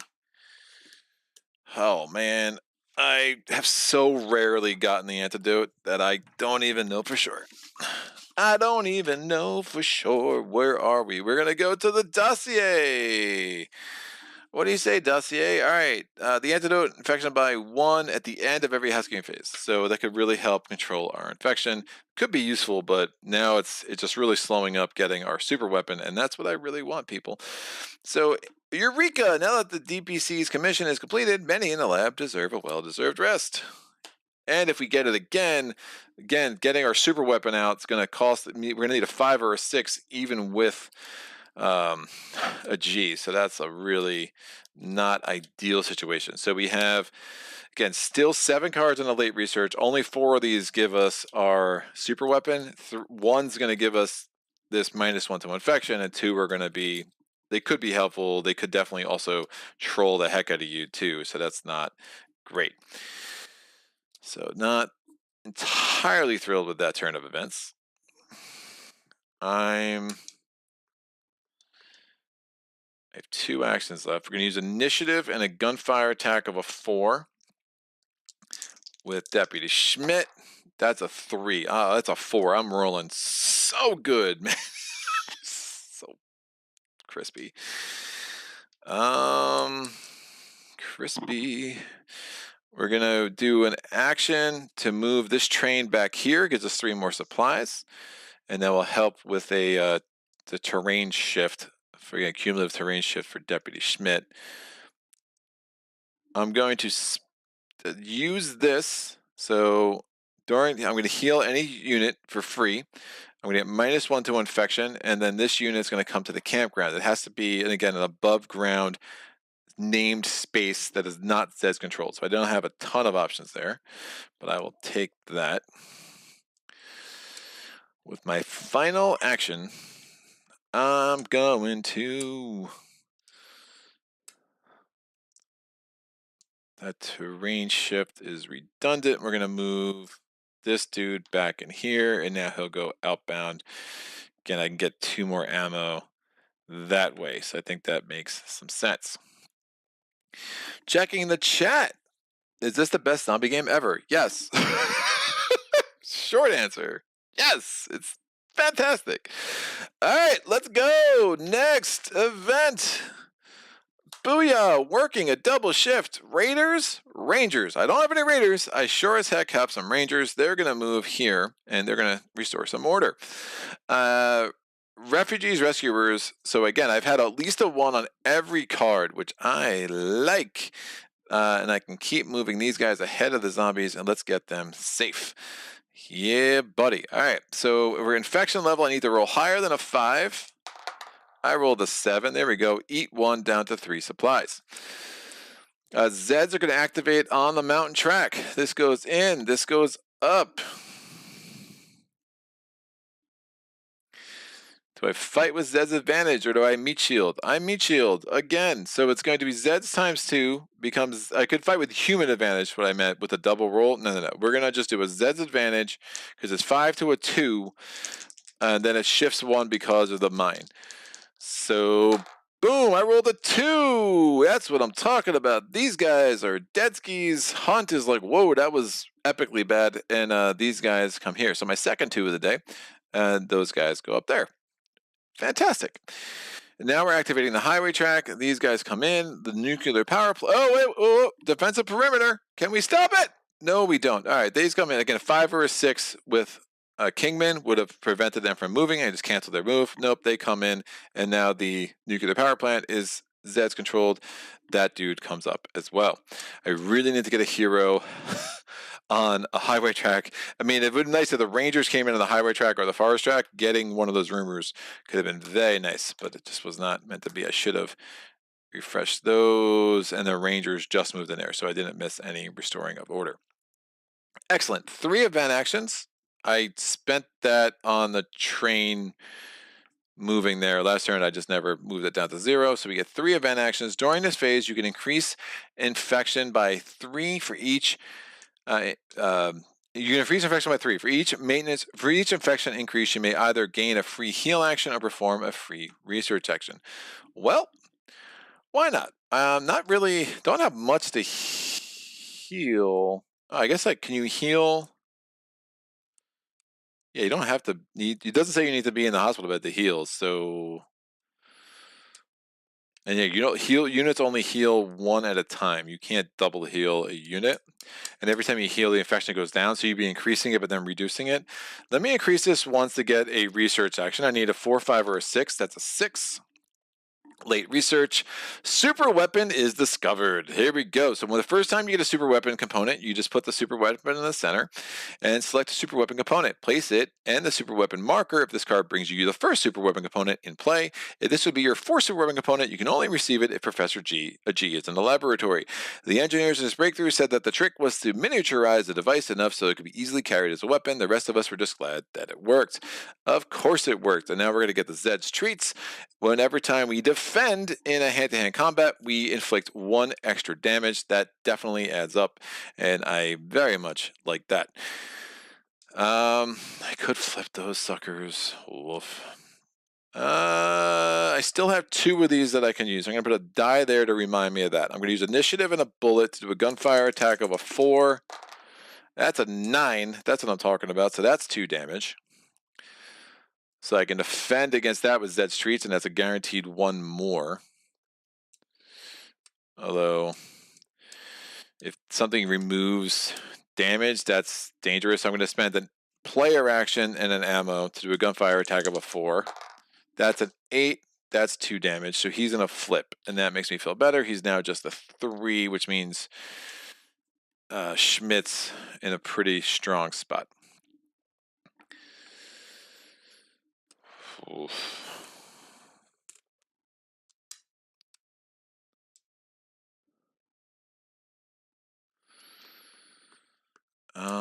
Ammo pour again. I'm going to increase infection and reduce it to heal the level 4 dudes by 1, but they're still on their flip side, unfortunately. I'm going to increase the infection and reduce it for a heal action to flip these guys to their 2 side, which could help in the future. So all that's done. So that's good. I have 5 more actions. I need more ammo. The This has like -7, which makes me happy. Oh, this should have restored. And that should have got, nope. Was that during this round? That was during last round. Yeah, that was during this round. So they just moved there. Should not have restored. Greg, stop making stuff up. It's what I do. I can't help myself. I could send those guys in. See if I get a little lucky.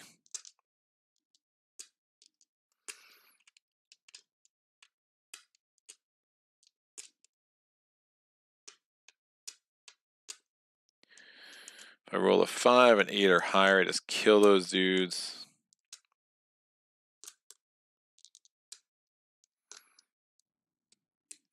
I don't think trains will go as far as they want. They can ignore chaos, but if they stop on a chaos marker, they can't move until order is restored. I'm going to use my last ammo with a gunfire attack of a 5 with Hunt. I rolled a 4. Ugh, so bad. 1 damage. These guys are pretty much free because they were dead and now they're back. So I'm going to spend an action. I'm going to spend leadership. And we're going to move this in. Again, I've only used 2 player actions. 1 player action was to shoot with Schmidt. The other player action I just used was that last gunfire attack with Hunt, and now Hunt's using leadership to command these guys to go in there into the mine.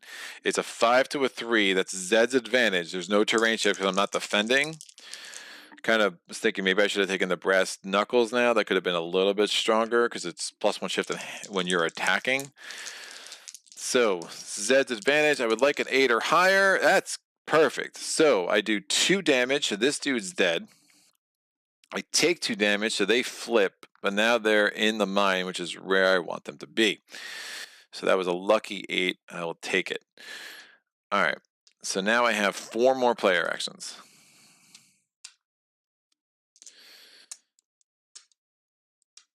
We're going to move the train. This comes in here. That gives me 2 more ammo. I'm not worried about killing him. Rangers are stuck. That's a thing. I'm going to spend an action to flip these guys. I'm going to spend an action to flip these guys. Oh, they can't take any more actions. They're stuck where a chaos marker is, so that's fine. They do count as units for those purposes. So I have 2 actions left.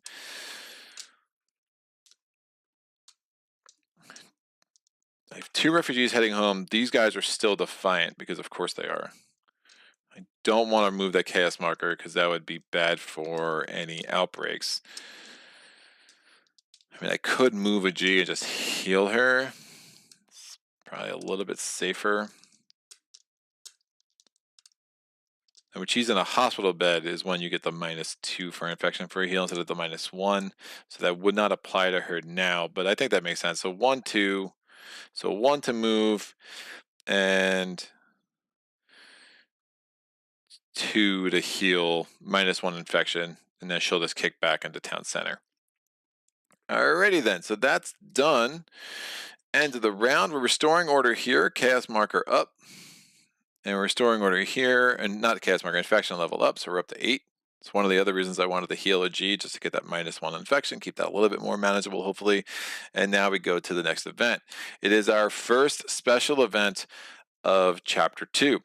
So first thing we're going to do is a placement pressure event. So I have 2 units here. I have 1 unit here. It's like 2, 3, 2, 2.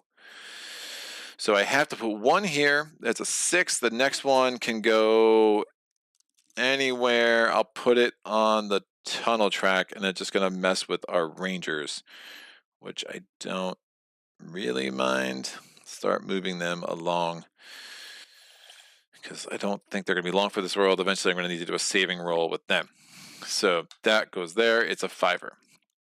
Infection level goes up 3. We're pretty much going to guaranteed have an outbreak during this. And now all tracks activate once. If the Zeds win, they keep advancing until they lose.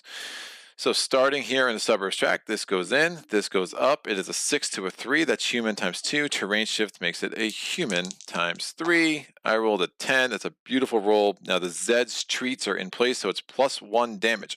So a 10 is 4 damage, +1 is 5 damage. That dude is just super dead. He's not just dead, he's super dead. And that guy moves up. We activate the forest track.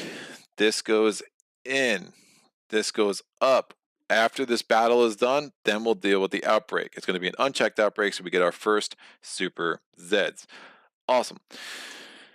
Do I want to do this with Sheriff Deputy Schmidt? Yes. It's human advantage, human times 2 because of either the terrain or the train, and then +1 for Eagle Scout. So it's basically human times 4. Nope, doesn't exist. So we're going to do a human times 3. I would like a 7 or more. I rolled an 8. Beautiful. So that's 3 damage +1 because of the Zed Streets. That's 4 damage. It's dead damage is what it is. That battle's done. So we have to now do the unchecked outbreak. I rolled a 7. So 13 goes down to a 6. We take a fate draw. We're putting a Super Zeds on the fated track. Super Zeds is going to go on the track with the least chaos. So we have 1 chaos, 2 chaos, 1 chaos, 1 chaos, 1 chaos. So I can choose where to put it. I'm going to put this sucker on the suburbs track. If I put it on any other track, the Super Zeds would activate as part of this Brains event. If I put it on the suburbs track, since we already activated the track, it won't. So it's going to be least chaos. There's only 1 chaos there, but it does create a Zeds mob here, and it is a Brains wolf.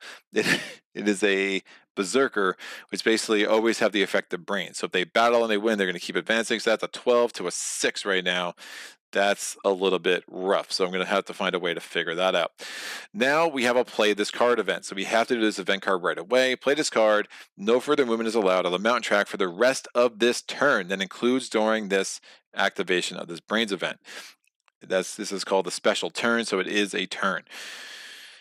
So, but before we do this, we're going to roll for every dude on this track, not on Spark Space. We're only rolling for this dude. So, the first, we're going to take... immediately roll it after each Zeds unit on the mountain track. So basically torrential downpour, there's mud, the Zeds are going to be slipping around, and it's for each Zeds unit. So I'm rolling a die for the number 6, that's in trail number 5. I rolled a 1, it swept 1 space closer to town center. So that's going to cause a battle. This is not their activation though, so Brains is not in effect, and they will not actually move after this. Yeah, this is not their activation. This is just a battle that's caused by torrential downpour. So I moved that up already, and now we have a battle. It is a 6 to a 2. So that is Zeds times 3. The Lucky Strike Mine and the train makes it a Zeds advantage. So hopefully we can pull this off and roll an 8 or higher. I rolled a 9.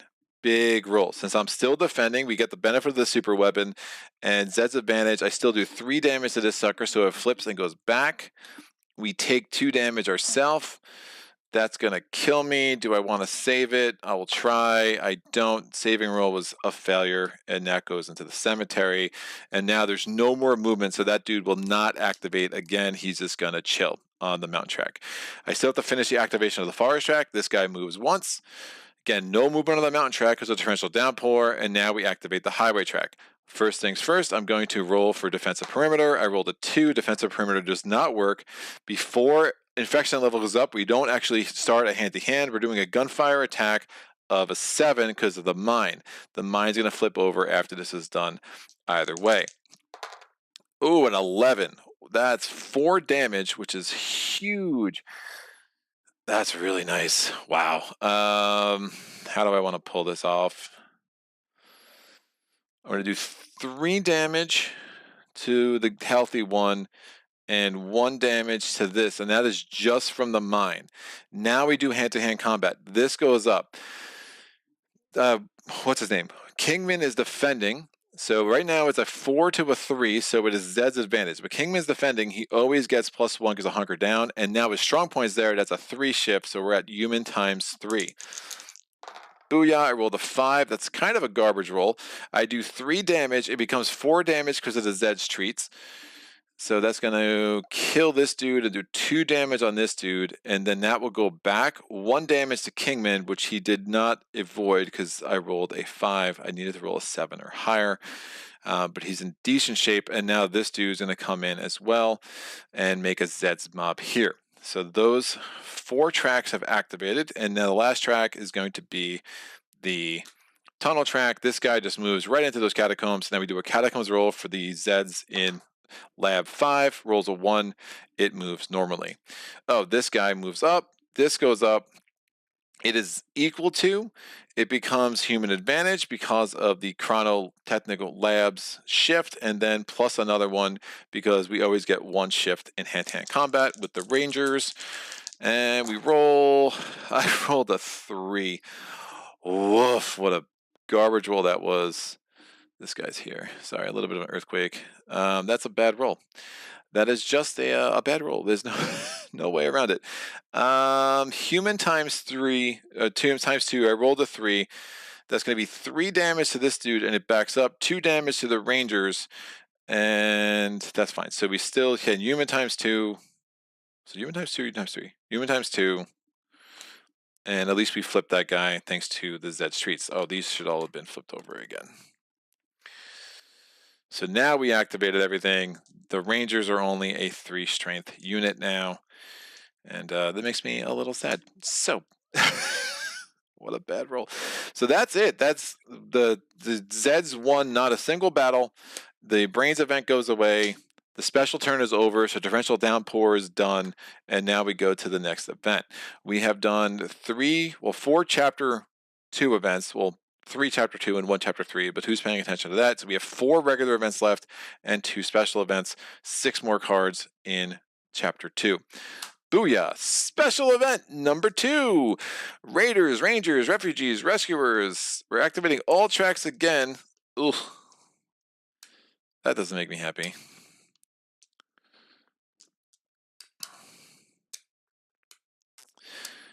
Notice this guy was there, but he didn't push up because that thing with Torrential Downpour did not count for units that were on start spaces. Start spaces are like this are especially large units, areas of especially large spaces. So it's, thematically. So it makes sense why that didn't activate. Do I want to move the Rangers? No, we'll just have them deal with that guy. Unlike the tracks, if there is no chaos, well, there's a chaos marker there for the purposes of we have a chaos marker in Doctor. I was gonna say if there are no chaos markers, if a event makes you put something, if an outbreak makes you put something on the tunnel track, it just goes in the start space. But we have a chaos marker in Martusa's office, so that's me just not making any sense. All right, my double activation. I'm gonna move these refugees 1, these refugees 1 in the 4R phase. That train is still chilling there. Yeah, let's get these refugees in, then I'll worry about what I'm going to do with these trains. Infections phase, no. Eat, I need higher than a 2 because I have 2 refugees units in the camp. I rolled a 2 because I rolled good. So that is a loss of a supply. We now go to the Zeds phase. The beginning of this phase, place a new Zeds unit on the start space of every track. Man, getting harder and harder to get these rumors for sure. So that's a 6. That's a 7. We have a Zeds mob at the start space of the mountain track. And we have a Zeds unit here in the highway track.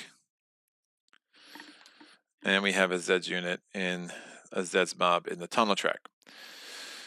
Remove all hits markers from Zeds units. That's not a lot. It's just this 2, but that's a 1 strengther anyway, so I don't care about that all that much. And now we activate all tracks. Remember, Brain Zeds over here. The Super Zeds is going to be a problem. This might be a good time to use Grim Determination and just get it done with, or even just the cancel effect. Woof. Oh, never mind. Before I even get that far, we're going to do a Zeds pressure event. So this is our first movement event, I think, or we had one maybe early. That's placement. No, we had Let's Move People. Yes, we did that once already. So this is the first one in a while. So this Zeds mob is a 12. That's definitely going to be high. This is a 10. Does it count start spaces? That is a good question. I only ask good questions, so I'm glad you noticed. All right. I think it's at the back. The back. I can't even talk. I think it's at the back up here. Zeds pressure, movement pressure events. Determine the strongest Zeds units or Zeds mobs. Yeah, and if it can move, it moves. So I think the 10 is going to win second. So the 12 is going to activate first. This goes up. It is a Zeds times 2 becomes a Zeds advantage. Remember, the Zeds treats apply, so it's one of the reasons I don't really want to cancel too much. I do want to start getting damage on those brains, those Doom Zeds. That's a bad roll. I don't necessarily want to take 3 hits on the Rangers, so I'm going to use Grin Determination. I'm going to change the result to 1 hit to Zeds. That is still us defending, so it's going to be another hit from the Zeds treat, so it's going to be 2 damage on the Brain Zeds, and since we won, its Brains things doesn't trigger. It will come back, though, but again, when it comes back the next time, I'm going to be able to defend it against it, and I'll still have my Furies pretty up high. That's a pretty aggressive use of this card, but I think it makes a lot of sense based on where I'm at with the game state. So this guy is going to, no, and then the second pressure event, this Zeds mob is going to just come up there. I'm now activating all the tracks. Again, that was the beginning of the phase. And again, we'll start with the suburbs tracks. Again, this comes in, this goes up. The math is going to be Zed's advantage. You know what? I'm going to cheat this a little bit. I'm going to do with the civilian unit now. So it's going to be Zeds times 2 with this guy, because it would be Zeds times 3. Terrain shift makes it Zeds times 2. That's a 6. I lost, but Zed's treat still inflicts 1 hit, so this flips the Brain Zeds. These guys retreat. We get a chaos marker here, and this unit is super dead. It's the 4. Do I want to try to save it? Sure, saving roll. It succeeds. That goes up there. And we get a chaos marker. We get a EKG marker. Now, what am I going to do? I am going to activate this again because of the brains. Now, does he leave? I don't think he leaves his unit. I think he might actually leave. I think he might leave his mob. Doom Zeds, or what are you called? What are you called? Berserker Zeds. All right. If it wins and immediately advances, it splits off from the mob for additional movement. Oh, that's even more amazing. So this is going to come in here now. That's going to mean that we have an outbreak. Again, only this one's advancing because it's a berserker, and it's going to be a 6-2. Or do I even want to just do it with these guys? I could do equal to, really save the Furies, make sure that they're fully healthy. I like that. Let's not get the Furies injured just yet if we can help it. The fight marker comes off the civilians. It's a 4 to a 3. It becomes equal to because of the terrain shift. And then after this, we're going to have to do another unchecked outbreak. So we'll get our second Super Zeds.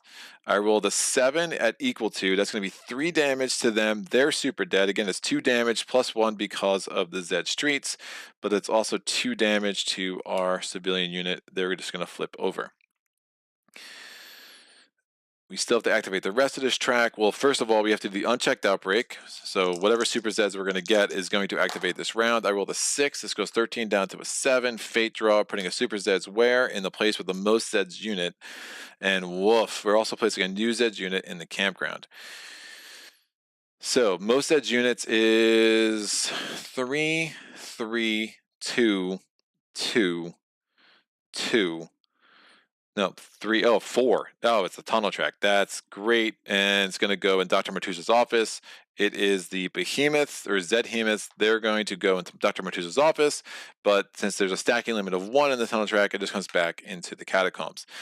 Now we have to play this card, place a new Zed unit on the campground, apply stacking limit if necessary. So we get a new regular Zeds on the campground. That's going to place a chaos marker there. Boom. And we finish activating the suburbs track. So a whole lot happened there, but hopefully that was easy to follow. We're going to now go to the forest track 1 and 2. We go to the tunnel mountain track. So again, if he leaves this space, that will indeed kill. That will indeed take that barricade off the board. So I don't love that. So the 5 goes there. This guy comes up here again. That would take the train off the board. That gets a chaos marker. This goes up here. So we only have 3 chaos markers left suddenly. These guys activate. I'm going to try to cancel it with defensive perimeter. I roll the 6. That activation was just canceled. And the 5 comes up. And now we do the tunnel track. We're rolling for the 5. It's a 5. He gets stuck right there. This guy comes into the catacombs. We have the Zed Hemoth. We roll. It's a 6. He's lost. Oh, he ain't that lost because now he's there. And that's awful. And now these guys come up. This goes up. So it's an 8 to a 3. That's Zeds times 2. It becomes equal to because, again, Raiders have the natural shift. And there's also a terrain shift. Oh, it's not. They don't both go in. It's just the 1. But it's the same math. Again, it's a stacking limit of 1. So they don't move together as a Zeds mob. So it's still Zeds times 2. Becomes equal to. I already did that. Right? 6, 1, 2. Yeah. Because that was canceled. That makes sense. That's awful. Super yikes. So we're rolling. Booyah. I rolled a 3. The Rangers are not rolling very well. So equal to at a 3. That just means super death. And I could do a saving roll for them. And nope. Raiders are out. So much for their huge assistance in our life. 1 event action. And we have to figure out what to do from here. Yeesh. I'm going to move a G back here. She's going to spend a supply and an action. And we need a 4, 5, or 6 to research. I rolled a 3. Supply and an action. I rolled a 1. Initiative. Rolling in the farm with Schmidt. That's another supply. Another action supply. I rolled a 3. Woof. Research is not going well. I have no more actions. That was really bad. That was terrible.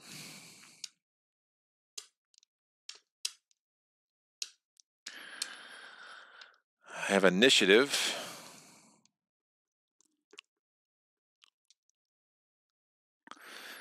I'm going to use Mother Invention, get the 1, 2, 3, and then I'm going to use the extra action from that to move Hunt here.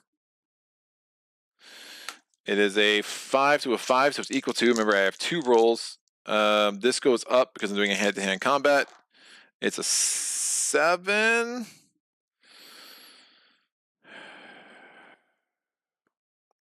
I could roll a lot worse. Yeah, I want to win this, so move him back. He gets 2 damage. Hunt is going to take 2 damage, but he's tough. I cancel the first. Let me cancel the second, please. I do not cancel the second. Hunt flips over and is now on the 3 side. Rough. All right. That's the end of that turn. Out. So that's the second special event. We have 4 regular events and 1 special event left. And a G has not been rolling well in research, which has been a problem. Oh. This is also a problem. All right. Raiders, Rangers, Refugees, Rescuers. All right. Refugees are going to come in. They're getting closer. Infection level, no. Rangers are dead, so don't need to worry about them anymore. Eat, no. During this phase, each Zeds unit or Zeds mob that enters or leaves a chaos space receives 2 shift in hand-to-hand combat. Attacks, not defense, only attacks. Each Zeds unit that enters or leaves the chaos space also suffers 1 hit after its move, but only after combat is resolved. This applies to both units in an affected Zeds mob. At the end of this phase, we have to do a Zeds pressure event with movement. We're activating the mountain track, so it is leaving a... Oh man, I only have 1 chaos marker left. This is bad. It's leaving the campground. It does have a chaos marker. Again, that was added there by an event, which wasn't great, by a fate card. Oh, do I want to cancel? I could just cancel something. No, I don't think I want to cancel something. Woof. It's bad. So this is going to come in. This goes up. We're going to have another unchecked outbreak, which is getting old. It's going to be a 5 to a 3, but remember it has a double shift. So it's actually going to be Zed's advantage. think about it this way. So it's a 5 to a 3 Zed's advantage. I would have normally have a 2 shift because I have a barricade there, but it also has 2 shift because of the flaming Zeds. So those negate, and now we're doing a Zed's advantage attack. I rolled a 7. That's a loss. I think I gamble. I rolled a 4. Great. All right. This dude at least flips because the 1 damage from the Zed's treats. Hunt is going to take 3 damage. Can he cancel them all? If he cancels the first, he does not cancel the second. Saving roll, and he does succeed on the saving roll, so he goes into the hospital with an EKG marker. Woof. Him in town center is not a terrible idea, because he can give actions to all the civilians around, including the special civilians. Security forces are civilians, people. All right, this comes down, that kills our train. These guys go up. We're now activating the suburbs track. These guys go up. Oh, I have to do this. We had an unchecked outbreak. That's a 4. That's not a good roll. This gets a 9. Fate draw. Super Zeds where? Super Zeds in the suburbs. Oh, and the bridge is collapsed because, that's a thing that happens sometimes.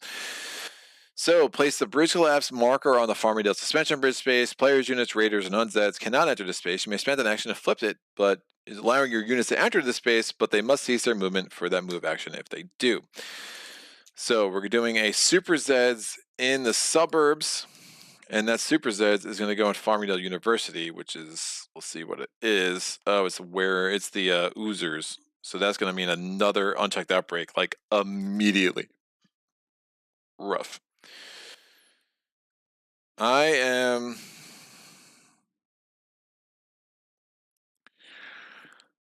It's a 10 to a 6.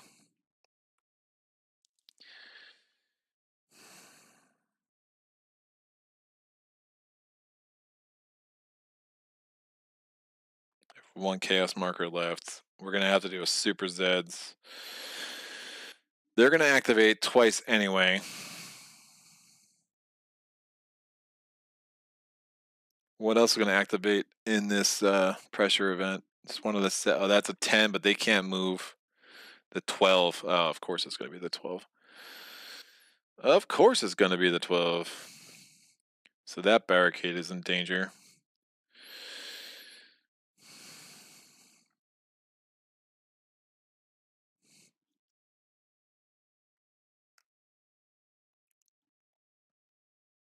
These should have flipped over.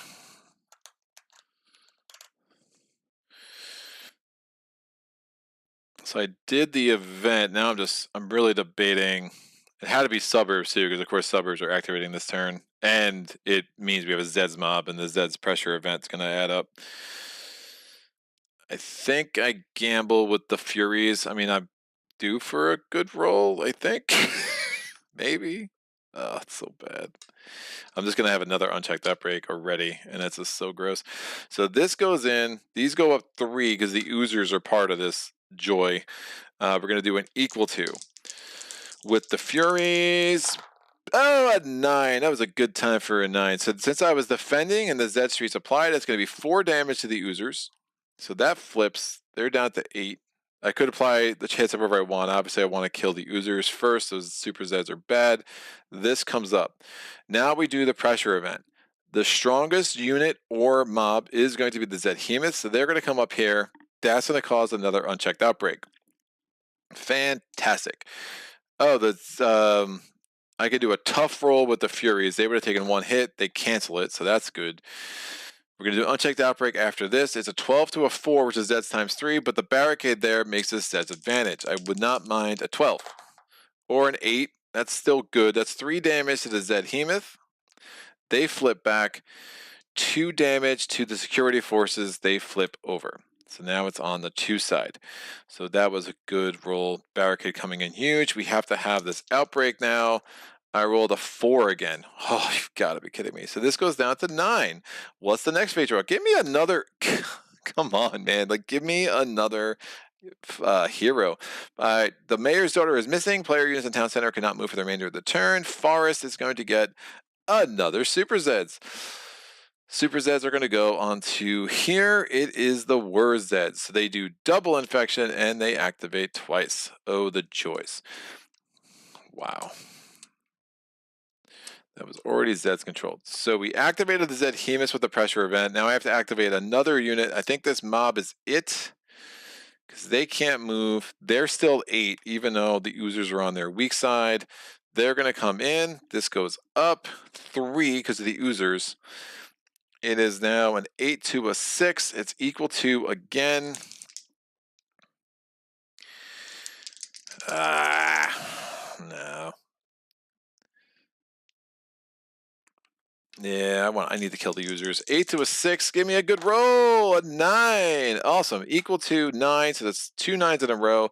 That's 4 damage. We've killed the Users. 2 damage on this clown. He goes back. Oozers are out of the game. Again, once Super Zeds are dead, they're dead. I can try to cancel another hit.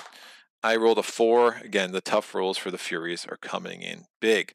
So we did the end of the phase effect. Oh, I forgot about the Flaming Zeds.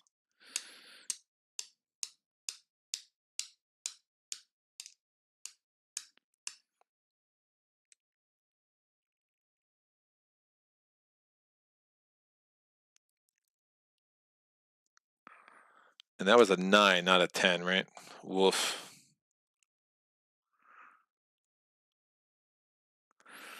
I forgot about the Flaming Zeds.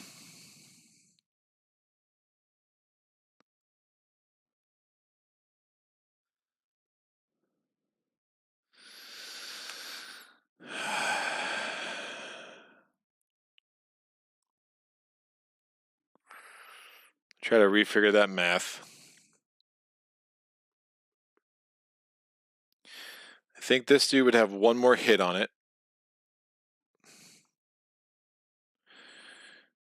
I remember I did that math. I did the math right there. Oh, friggin' fortunately, the mayor's daughter thing's bad because I can't get another unit into there now.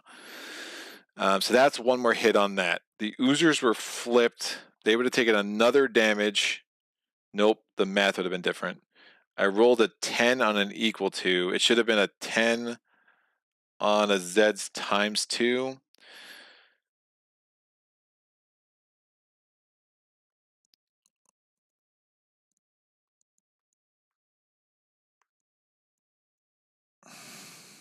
Because there would have been a 8. Would have been a 10 to a 6. They shift over 2. So that gets them to Zeds times 3. I could have gotten it back to Zeds advantage, and I would have just tried to gamble for a big roll. That goes up. I would have done 3 damage to them. I did 2 tough rolls, so I'm going to count both of them. So this is basically their first attack. That would have been 2 damage to them, plus 1 because of the Zed streets, plus 1 because of the Flaming Zeds. So they're back to here. And I think I just cancel the second activation. This stays at a 9. I play this because the Flaming Zeds will no longer be in play in the future. And I think that's a lot stronger and a lot smarter. So I roll the 6. I get to keep that card. So I only did 1 attack with them, not 2. And I'll just leave this down at 9. I hope that made sense. I might have only 1 less hit on that guy. I can't remember if I applied the Flaming Zeds hit. Remember after the movement, after the attack. But I think I got distracted by putting Sheriff Hunt into the hospital and forgot to actually do that. Because I'm pretty sure it was he won. It was a Zed's advantage.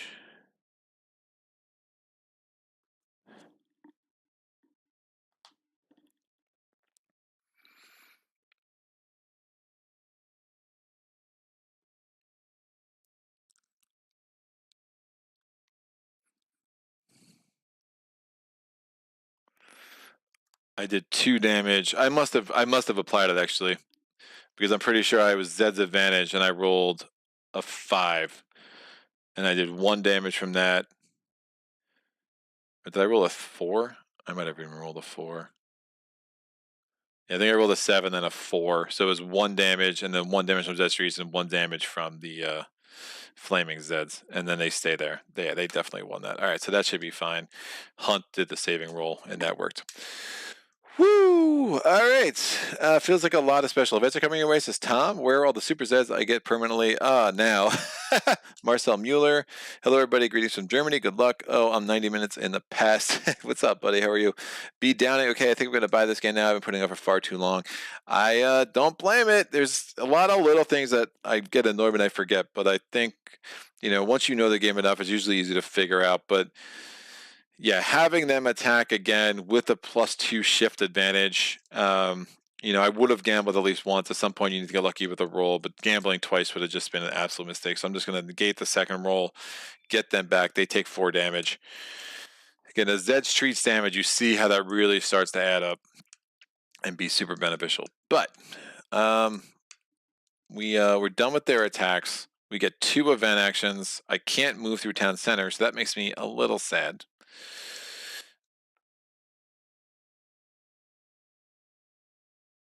He canceled their move, but I think they should be there, not back here for sure. And we still have the 4 mine there, which is nice. 5 actions. We're gonna do initiative, roll for some scavenging, player action, roll for some scavenging. So 2 excellent player action, food, rolling for super weapon. We succeed. I needed a 4, 5, or 6. We got there. Another super weapon feature. That much. That I like very much. Let's get the Zeds Knuckles. I do not have enough ammo to really consider getting anything else at this point. So +1 shift in hand-to-hand combat. We only have 1 more chaos marker to play with, and that's a little terrifying. I'm going to use this player action to those are... I can only fit 1 of those 2 units there. Blah. I can't protect that anymore. I have 3 player actions left. It's a good time to get a 6 with initiative, that's for sure. I'll do a heal action on Sheriff Hunt. That reduces that. So he's 1 away from full health. He can do his leadership to command a heal action to the other guy in the hospital. That reduces that.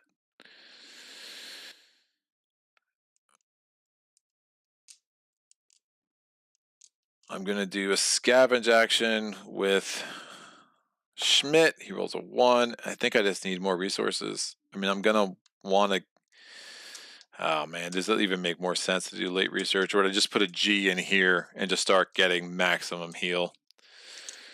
I mean, I don't have the ammo to really worry about the rest of those weapons. But I can't move through the town center. But I want to. I never got that. I really need a hero to come from the start spaces, man. That's for real. Get these rumors. The Zeds are bad. Yeah, the Zeds are really bad. Can't heal anymore.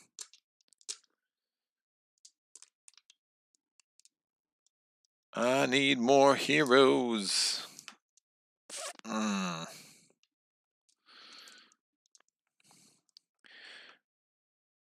I will... Getting more... So I would like to put a barricade there, but I don't think I have the supplies to even make that a realistic concept. I don't want to waste ammo on the Zeds in case something happens to heal all wounds on Zeds. I'll just spend an action to flip that over. I'm going to need to do that eventually. So I think that's fine. These all ready. I'm not restoring any chaos. So that's going to be a bit of a concern going forward.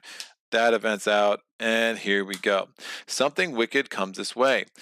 Raiders, Rangers, Refugees, Rescuers, it's 4R0, so I have no activations for my Refugees units. I'm going to roll. I need higher than a 7. I rolled an 11. There we go. Eat. I need higher than a 4.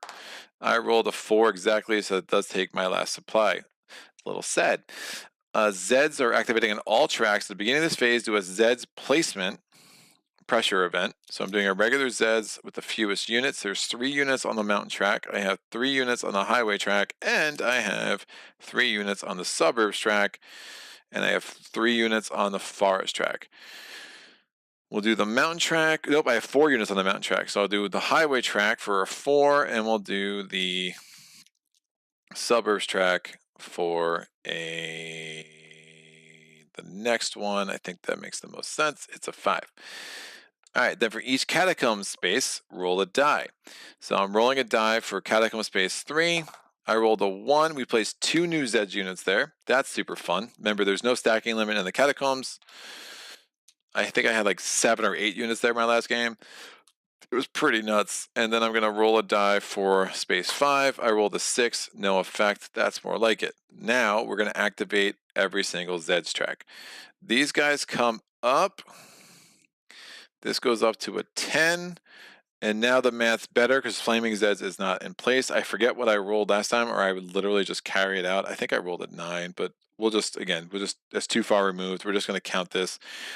So it's equal to, come on, Furies. We rolled a 7. So that's 3 damage. That becomes 4 damage because of the Zed's treats. We're going to kill the Oozers and 2 damage on number 5. Oozers are finally out. Now that is going to be 2 damage on the Furies. They cancel the first hit, do not cancel the second, so they have 1 damage on them. We activate this dude, activate this dude. Up here, where Zeds come in, they have a double movement, so it's basically effectively 2 activations is how they operate. Whereas Zeds fast moves +1 space. So basically it's not they move 2, it's they literally move 1 and then move 1 effectively. So that's going to come there. I still have this, but I think I should be okay with this battle. So it's a Zed's advantage because it's a 5 to a 4. It becomes an equal 2 because Deputy Schmidt. It becomes a human advantage because of the train, and then human times 2 because of the natural terrain shift on the farm, and I can re-roll because of martial arts training. I rolled a 2. Well, let's cash in that re-roll. That's a 6. That's still amazingly bad. So 3 damage. It's really just 2 damage, but 3 damage because of Zed's treats. 1 damage to Deputy Schmidt. Can he cancel it? He does not. Woof. That goes there. The Zeds are going to activate again. They come in. This goes up again. Another unchecked outbreak. Act surprise. I'm going to use the civilians this time. It's now Zed's advantage, and it just goes to human advantage because I don't have the natural thing for Deputy Schmidt, but I do not want him to, no longer be amongst the living. So we get the 1 shift there, the 1 shift there. So it goes Zed's advantage to human advantage. Anything higher than a 5, I'm going to kill this dude. I get an 8. Human advantage with an 8. That's 4 damage to kill him, but 1 damage to the civilian unit. They flip. Where Zeds are out. Another unchecked outbreak, though. So as quickly as we get rid of Super Zeds, we get them back. I rolled a 9. That's a good roll. So we go from 13 down to a 4. Fate card. Another. Oh my gosh. Whew, I really, really need another. Oh, this goes away, so I can start moving in town center again. That's nice. So we're getting a Super Zeds in the tunnel. It would go in the security guard post. That is the chaos marker close to the town center, but stacking limit, it's just going to move back here. Oh, it's the leapers. So the leapers would absolutely just kill that barricade. The good thing about the leapers being there is that they're very weak compared to the other units there. It's going to take a while. Oh, and by the way, I put a 9 in there just for good measure because the Zed Hemoths weren't enough. Wow. All right. Play this card. Tunnel ceiling collapses. Roll a die to determine which tunnel space caves in. All right, I rolled a 6. So we put the no entry marker here as a reminder. No units can enter that space for the remainder of this turn. Any unit on that space suffers 1 hit and escapes, and that's it. It's just no effect. I rolled a 6, so just gonna slow this dude down and not much else, and now it just comes out of the game. We're gonna finish activating the rest of the forest track. So this comes up, this comes up. We're gonna activate the mountain track. This comes through, destroys that. Chaos marker here, up and up. We get the highway track, do defensive perimeter roll, successful, so that they just stay there. This comes up, this comes up. We're going to do the tunnel track. Nuts. Zed Hemoths are going to come in. This goes up to 5. It is a Zeds times 3 becomes Zeds advantage. So I rolled an 8. That's 2 damage becomes 3 damage. Zedhemoth is out of the game, but 2 damage to this guy. I could do a saving roll. Successful. Bam. Here. EKG marker. And now that's undefended. Now we're going to go through the Zeds in the catacombs one at a time. We start with the 9. I rolled a 6. That is lost. I rolled a 1. Dude comes here. What a garbage roll that was. 7. I rolled a 4. It's stuck. The 5s. I rolled a 1. Moves normally. I keep rolling for the rest in case they get lost. 5. That's stuck. The leapers now. 4. It's stuck. 6 can't enter. 2 can't go there because the stacking limit applies. And now I have activated all of the things. And I cannot believe I rolled a 9 on that. No, I can believe it because it's me. And that's how these sorts of things happen. Woof. I still have, yeah, they fell for this time. Oh, what did I use that on? When I canceled that activation last turn, I should have done the first time because I would have effectively had to heal one of those hits. So I would have canceled the first one if I thought through it, and then I would have done the second one. And again, when I brought it back. So again, when you use this, it should have healed one. So I just should have done those 2 activations in the reverse order. Which actually thematic would have made a lot more sense to the way I was gambling in that during that turn anyway. All right, so let's get sorry about that. So lots of little things to remember. I have gotten no rumors, and I just don't see how I'm going to get one.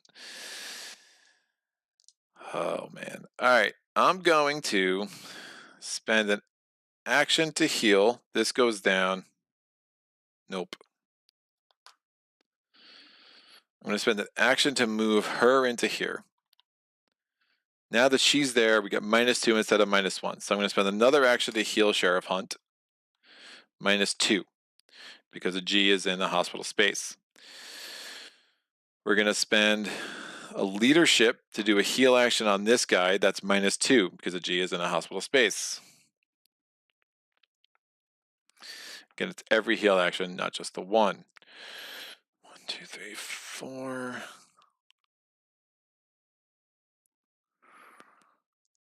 Wow.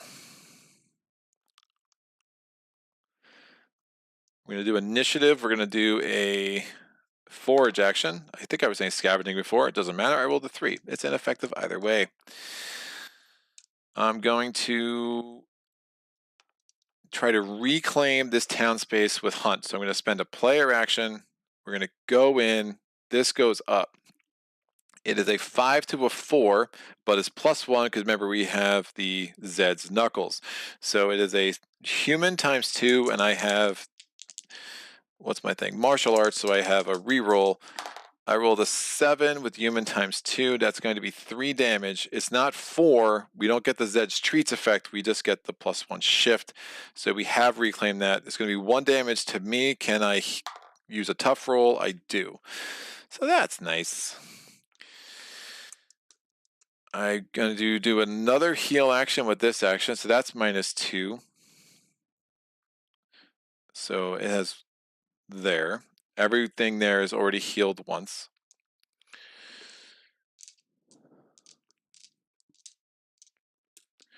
Going to restore order there. Could restore order with a G. Get the minus now. We're going to do Mother of Invention, get this up to 4 because we've just done so much healing. That gives me an extra action. I do want to get Kingman back, but I think I need to hold off on that.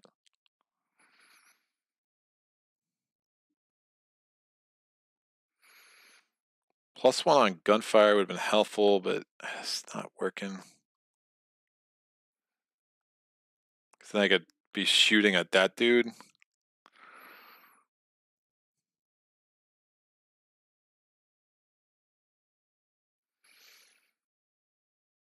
Oof. We've never lost a thing there. We still have a Defiant Refugee. It's so nuts. It is so nuts. All right. we try to get another super weapon? Don't think so. Keep a G there for a second. Let her keep healing. My last 3 actions.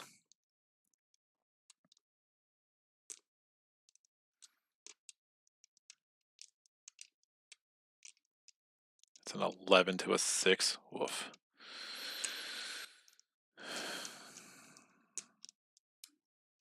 It's not getting any of these rumors.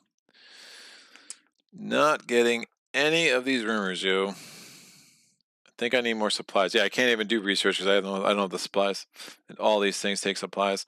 So I'm going to do a scavenge action with, or forage action with Schmidt. I rolled a 3. Forage action with Schmidt. I rolled a 5. That's 1 supply. And I think I just rounded out. Forage action with Schmidt. It's a 5. 1 more supply. All right, end of the round. This no entry comes away. These all flip. This goes over here. Yikes. Event chapter 2 is the last special event. We're getting another unchecked outbreak, unfortunately. So Raiders, Rangers, Refugees, Rescuers. It's 4 hours 0, so I still cannot move my refugees forward.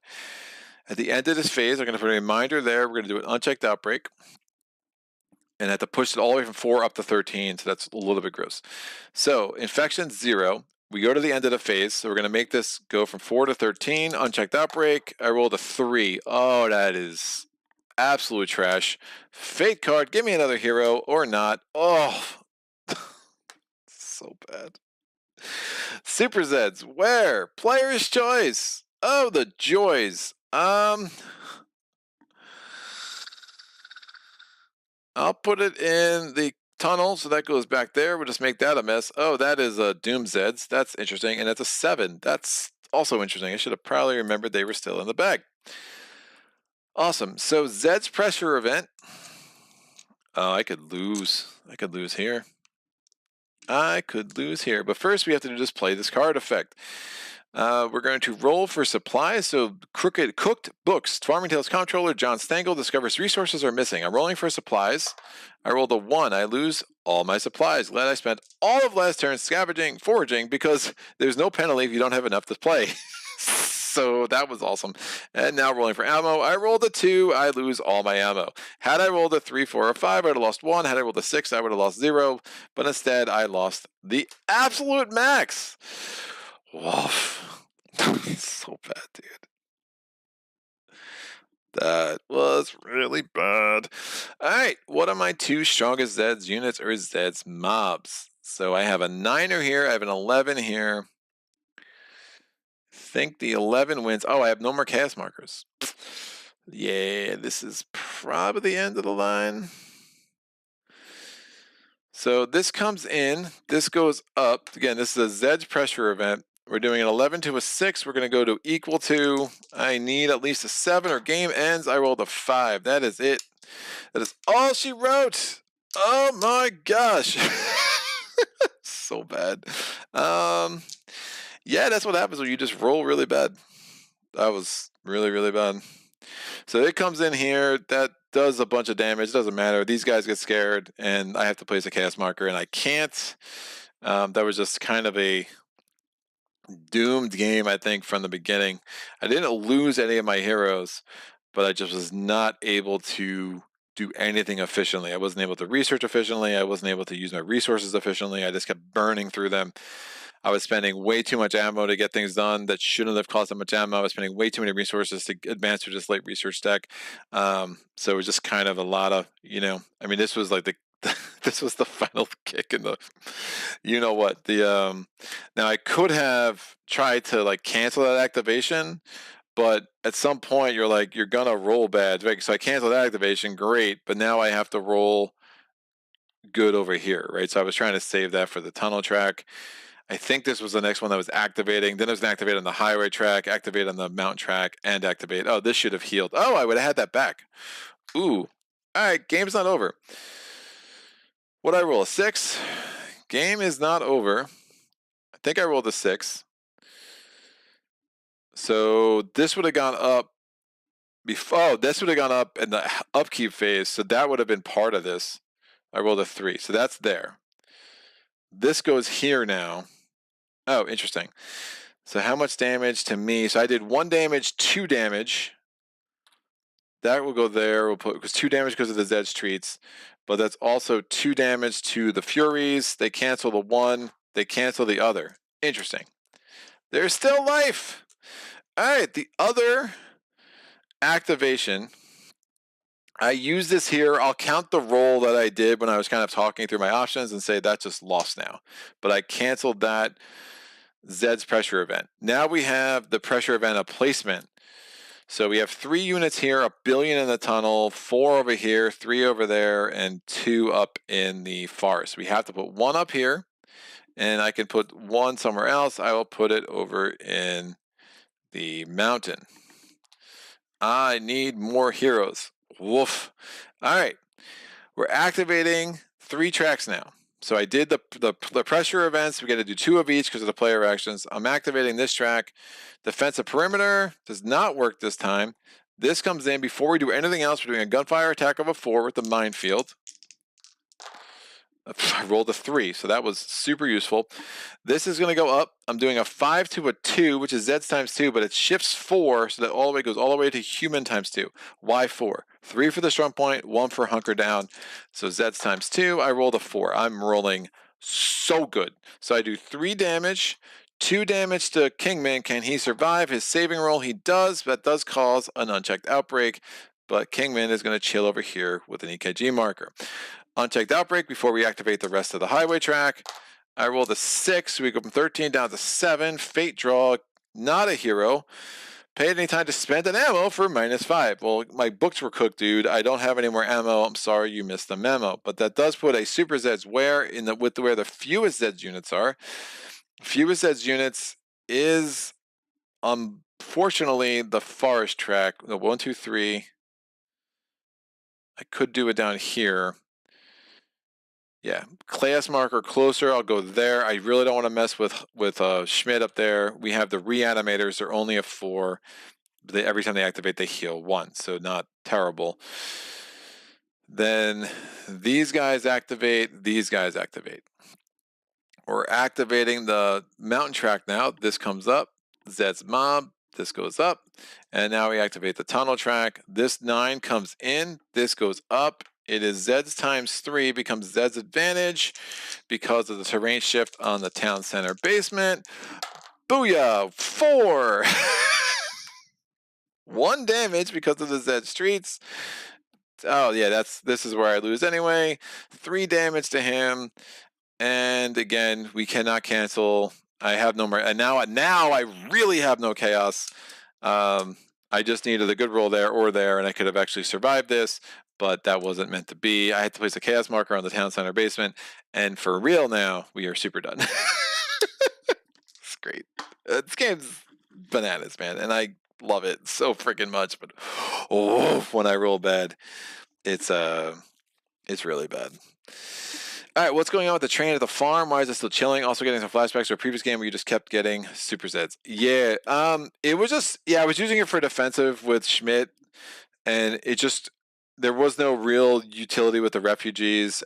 I kind of just liked it where I was, and, there just was, I was using my 4R activations to try to get the rest of the refugees in, but it didn't matter because I could never get in control of a thing long enough to actually get some of these rumors.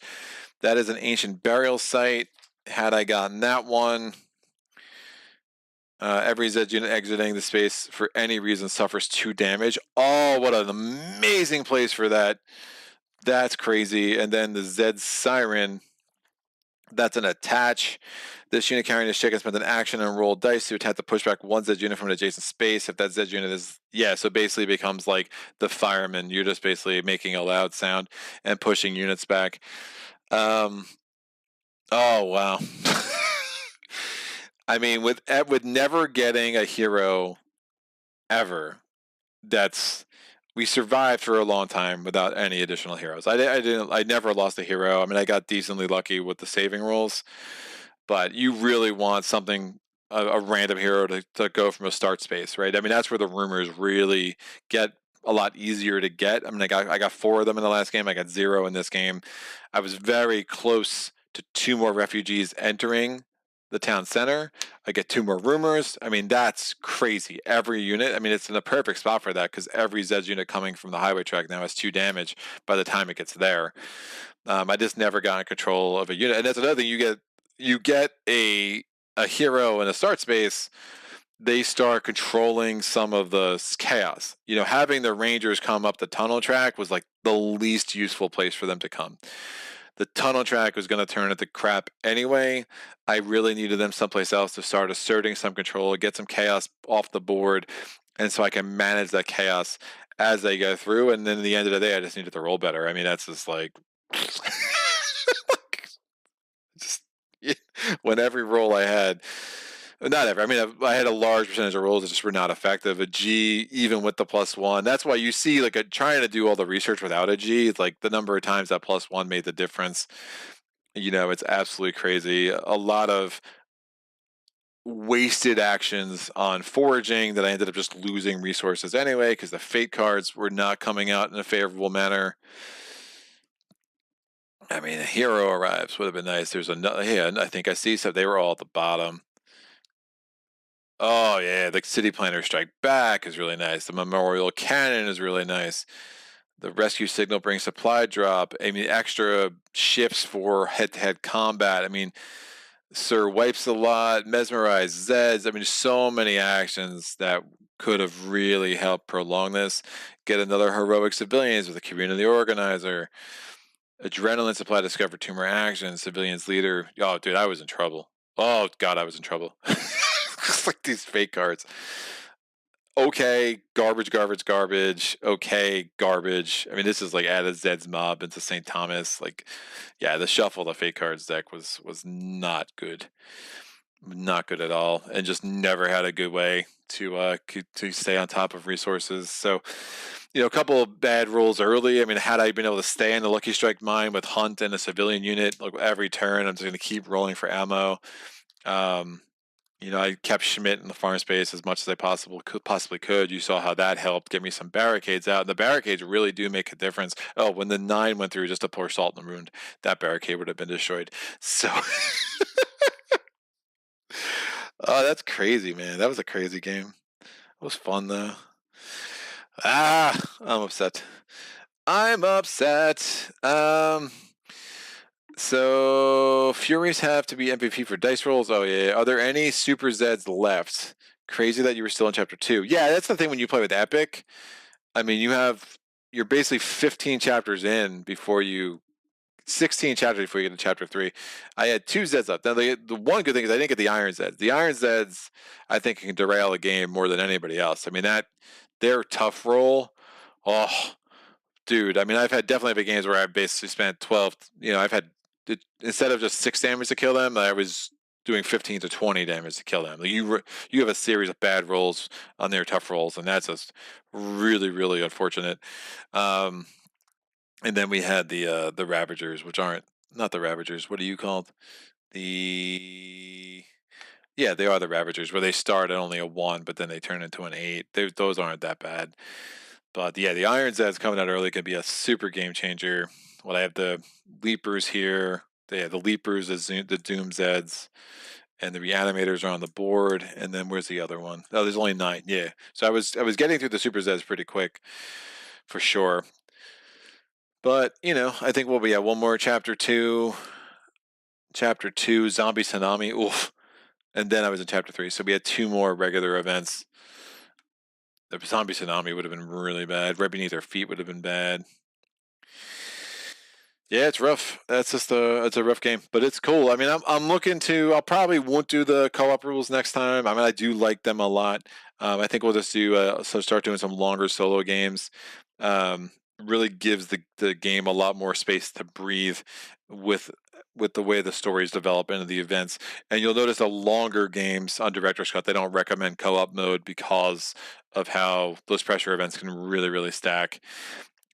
It's an interesting counterbalance, right? An extra action a turn versus more Zeds on the board. You're like, at some point, that's gotta be advantage Zeds. But the extra actions are nice, man. I'm not gonna lie. Especially when you're rolling bad and you really need to get through that research stack, or you really need to forage to get some more supplies to do whatever you want to do. But this game's hard, dude. I don't know what a realistic win rate is for director's cut, right? For me, it's probably around 20%, 25%, and I think that's fine. But yeah, this was my A team, right? I mean, the problem with the A team is I think in a vacuum, these are still the four I want to see. But in reality, if you don't have the, the benefits of someone like Otto or Seaver or Big Wheels, kind of, or Bouncing Betty or Special Agent Wright, Rusty, to kind of augment what these guys do well, it's almost like, yeah, they're all amazingly great, but as a team, this might not be the greatest team, because at some point you have no one that's really bringing you a constant source of supplies, right? I mean, Rusty, his foraging rolls are always successful, and it's super really nice to have. Plus, his first gunfire attack, or his first, really his crossbow attack, doesn't cost any ammo. That's great. Special Agent Wright, she has a +1 shift on everything, and she's an extra science, right? So that's really helpful. General Lee with Kingman, it's like, great, let me get you back. I can heal you up. We'll get you back in play. Have the hospital horse thing coming together. I still love the Furies because they don't need anything else. They don't need any ammo to be good. Again, when I had them with the rumor of the Derpa suit, it was like, or DARPA, it was just absolutely ridiculous. I mean, they were just canceling so many hits. They were basically single-handedly holding down the highway track for me. The Rangers, but then at some point, the problem with the Rangers, if I moved them the activations and I didn't try to keep them battling down here, I might have been able to keep them alive, but eventually they're going to get to these catacombs and have to fight all these one by one, and that's a losing proposition. So, I mean, ultimately I was thinking, well, they'll die. Hopefully I win the saving roll. I get them in the hospital. I get them back into action, and now I have them in town center. It just wasn't it wasn't meant to be, for sure. Time really flew by with this game. Despite your rolls, though, Farmingdale's finest still did a great job holding their own. There was one turn where things were looking up, though. There was a turn, yeah. One whole turn where I looked like I might have a win. Jesters, it was a good run, but you killed off humanity. For shame. I mean, it was a run. I think good run's generous, but I appreciate it, Jester. So yeah, man, if you want to plug whatever the heck you're doing tonight, that'd be great. But Jester does have his own channel, and he has like a weekly session with Herman Lutman himself, which is awesome. So I've seen a couple of interviews with Herman, and just his it surprises me like how differently he approaches games, and how much, if I hear him talk alone, I'd be like, I don't know if I like anything he makes. And then I play this, and like, oh, this game is absolutely amazing. But he definitely likes, it's like Robo Rally, and like he loves Zia. He just loves like these, narratives. Doesn't really care about winning as much and whatever. It's definitely a healthier approach to gaming than I have, I'm sure. But but yeah, he's a cool dude.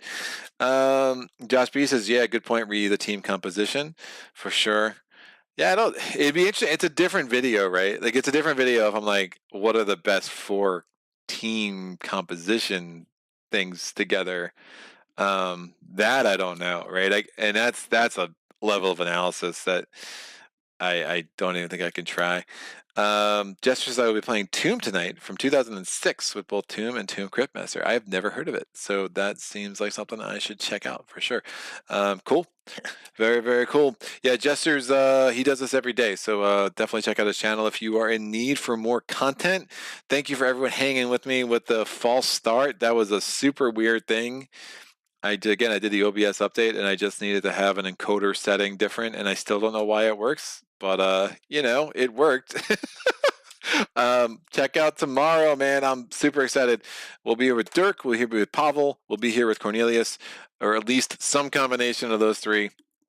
And if my ability to bring in Discord video works like I think it will, you'll get all three of them or whoever's there on camera, and now it'll be super great. If you are interested in Uprising, you can check it out on their crowdfunding campaign. They just put up a post today. Their pledge manager is open. If you wanted to see what this game is about, if you missed my live stream of it and you wanted to kind of, get an idea of the game before you heard, from them, I assume it would just talk for like 20-30 minutes. I don't have a big agenda, and then we'll jump into the gameplay before noon for sure, because that's definitely a long game, and hopefully I I don't get crushed, because I got crushed today, and if I got crushed 2 days in a row, like, it's gonna send me in a tailspin. I've been crushed for a few weeks now, I feel like. But Josh says I might even set my alarm for 4 a.m. again. It's nice to sit and watch as the sun rises. Oh yeah, especially in Australia. I'm guessing it's a very different experience. You are an RPG party manager, says Jester, talking about Tomb, trying to get your party to do better than the other players and your characters to kill, so you get other characters and do it again. Sounds good. Sounds a lot like Zeds. I mean, also sounds like Uprising, to be honest with you, where you're just building up an army every turn, and then it's like. I do want to know for Josh. I'm starting at a different time tomorrow. I'm starting at 11 a.m. Eastern Daylight Time. So whatever the heck that is, where you are, that's 5 p.m. in Central European Time. So I'm meeting up with them at 5 p.m. Central European Time on the channel. So.